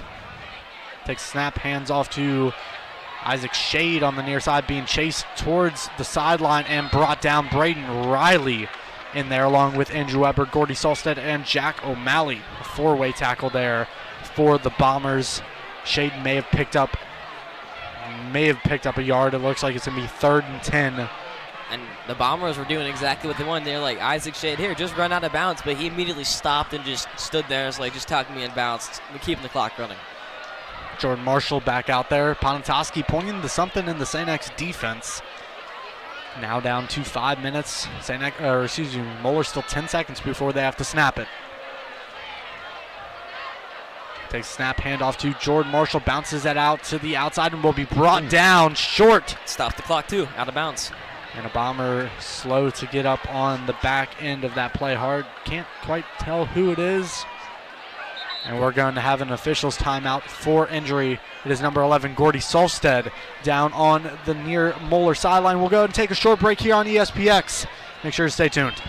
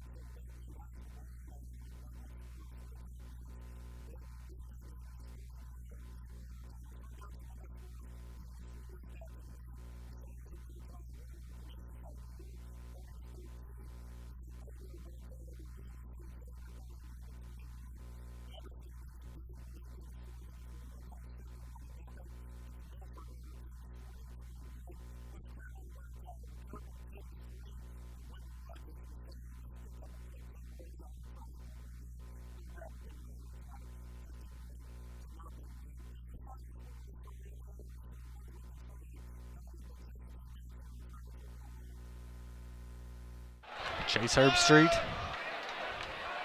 takes the low snap, able to pick it up, steps back, fires, looking for Napier, just a bit too far. He had him down the sideline. He just threw a little too far left. And Chase Herbstreit there having to pick up a ball off the ground. The incomplete pass will stop the clock at 4:38. Man, if Napier catches that in stride, he's gone. Yeah. He's gone. Bombers are definitely getting some looks there. Only one deep safety for the Crusaders. Herbstreit will take the snap. Another passing play.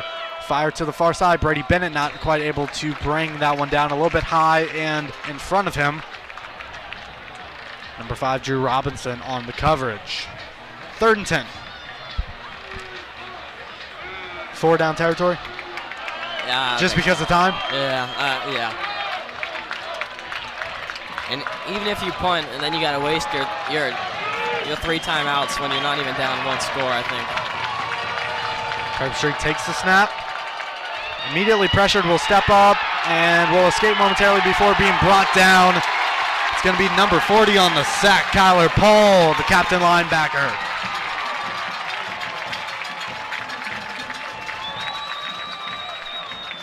And as it stands now, it looks like St. X will go for it.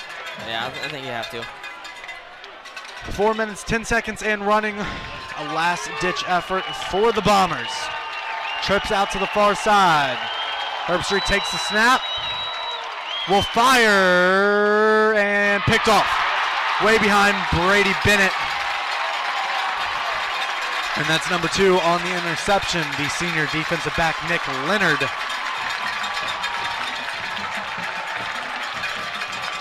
Probably shouldn't have even caught it, because if he doesn't catch that, Moeller gets the ball 12 yards further up. But either way, Moeller's going to try a nice day with 3:54 to go.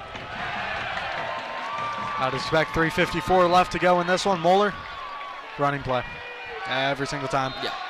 Bombers, of course, still 3 timeouts, so they can stop. Granted, they don't give up a first down, maybe get the ball back with around 2:45 left here. Pontoski in the backfield along with Jordan Marshall. He'll send number 11 in motion to the far side.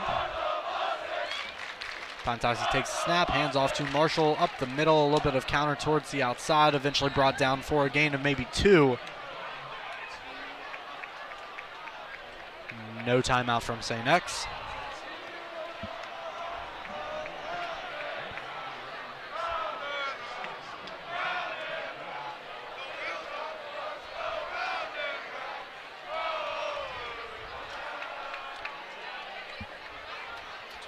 Crusaders from the 43-yard line.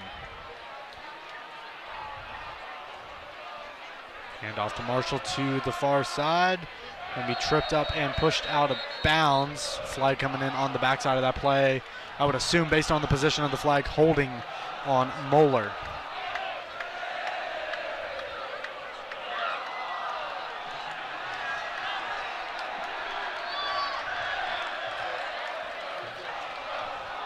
St. X student section starting to file out. And Cam, this is really a tough loss, not just because it's a rivalry game, but because St. X is going to lose momentum. They're going to drop to 3-2 on the season. Had a chance to assert themselves as truly one of the top teams in the state, except Moeller.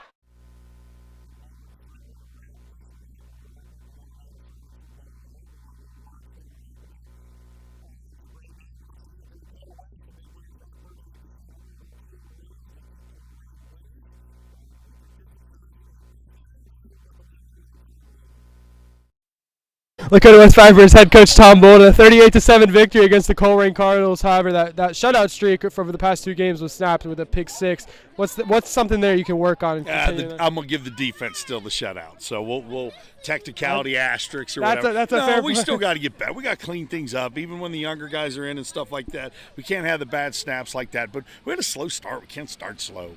You know what I mean? And that's on me.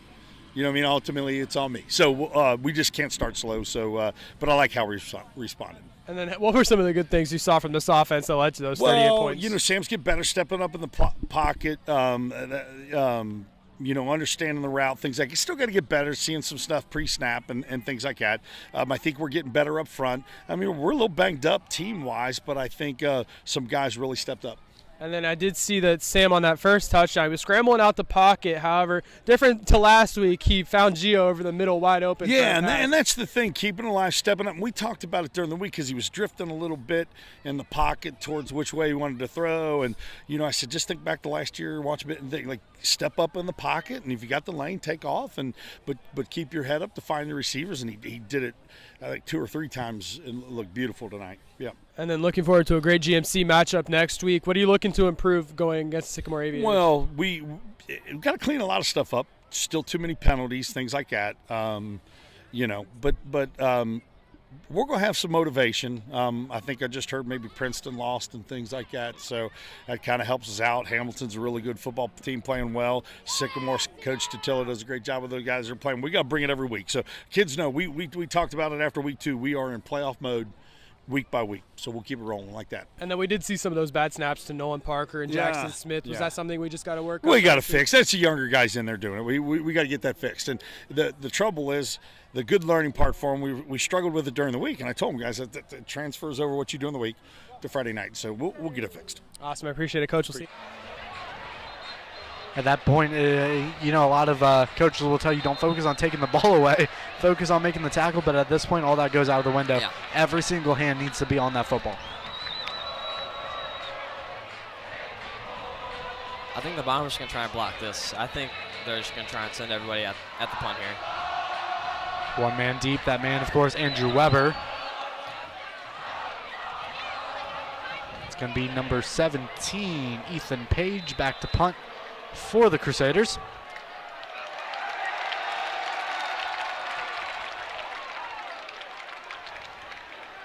Bombers do indeed bring pressure. Page gets it away with not a lot of trouble. Ball will squib down inside the 10, and what a punt by Ethan Page down to the 6. Yeah, that's a good punt right there. Yeah. Not much else you can say.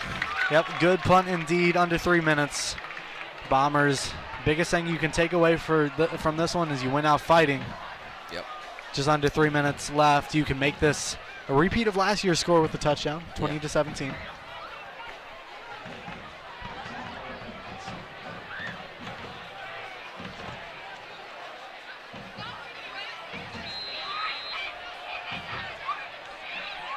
Herbstreit joined by Britt in the backfield. Assume the Bombers are going to throw on every down here. It would make sense for them to do so. Immediately pressured. Oh, he's got room. Get a block. Yep, Go. Complete. First down. Okay, there we go. Now you got to run to the line. Yep, up to the 30-yard line. This is number 14 on the catch, Benjamin Solorio. No, it was Jake Britt out of the backfield. Oh, it was number 44. My apologies. Herbstreit takes the snap. Fires, and through the hands of Brady Bennett. Second down. Incomplete pass will stop the clock. 2:32 remains here in Dayton.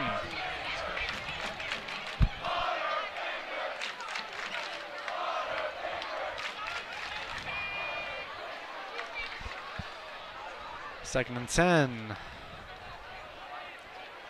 Herbstreit takes the snap. Fires to the near side. Wide open Cam Taylor. Cuts it back to the inside. Misdirection. Out of bounds. And gets out of bounds around the 45-yard line. 2:21 remains. Good moves by Cam Taylor. Good awareness to get out of bounds.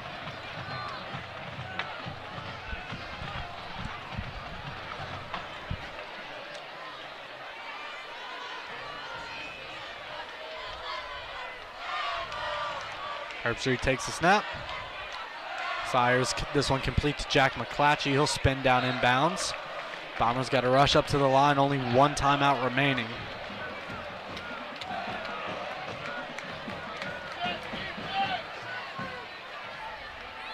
Herbstreit takes the snap. Fire to the near side. Incomplete pass will stop the clock. Jake Britt, the intended receiver. I think that's a good throw by Herbstreit. I think the Moeller Crusader defender there, number 46, that's going to be Nolan Kittle, was closing in on Britt, and he just threw a little bit high. So even if, unlike if that Britt catches it, goes out of bounds. So it stops the clock. Yep. Officially under 2 minutes, 1:59 remaining. It's going to be a 3rd and 3.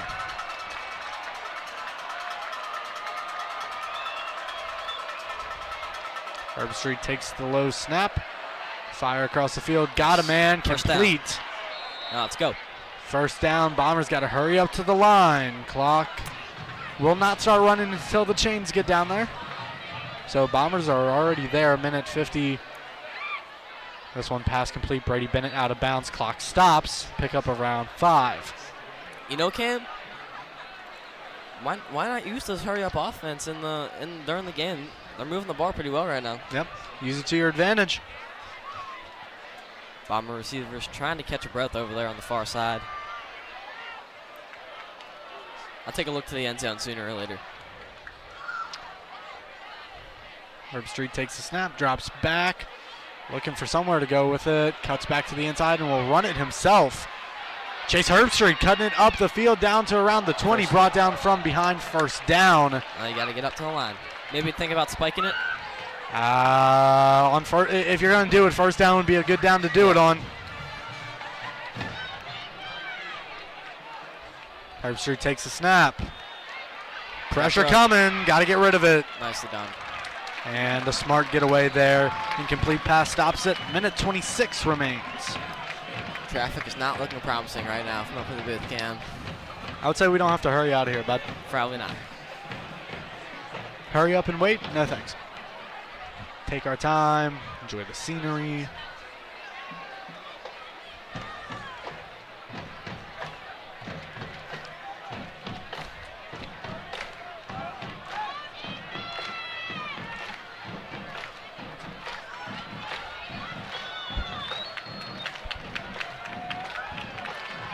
Got 4 seconds on the play clock, got to snap it. They're not even set. It's going to be they got it off. Herbstreit takes it by the skin of his teeth. Pass complete. Jake Ooh. Britt leveled after pulling that one down. Incomplete pass. Incomplete pass. Yeah, he dropped it. Good thing he dropped it. Yeah. Minute 18. 3rd and 10.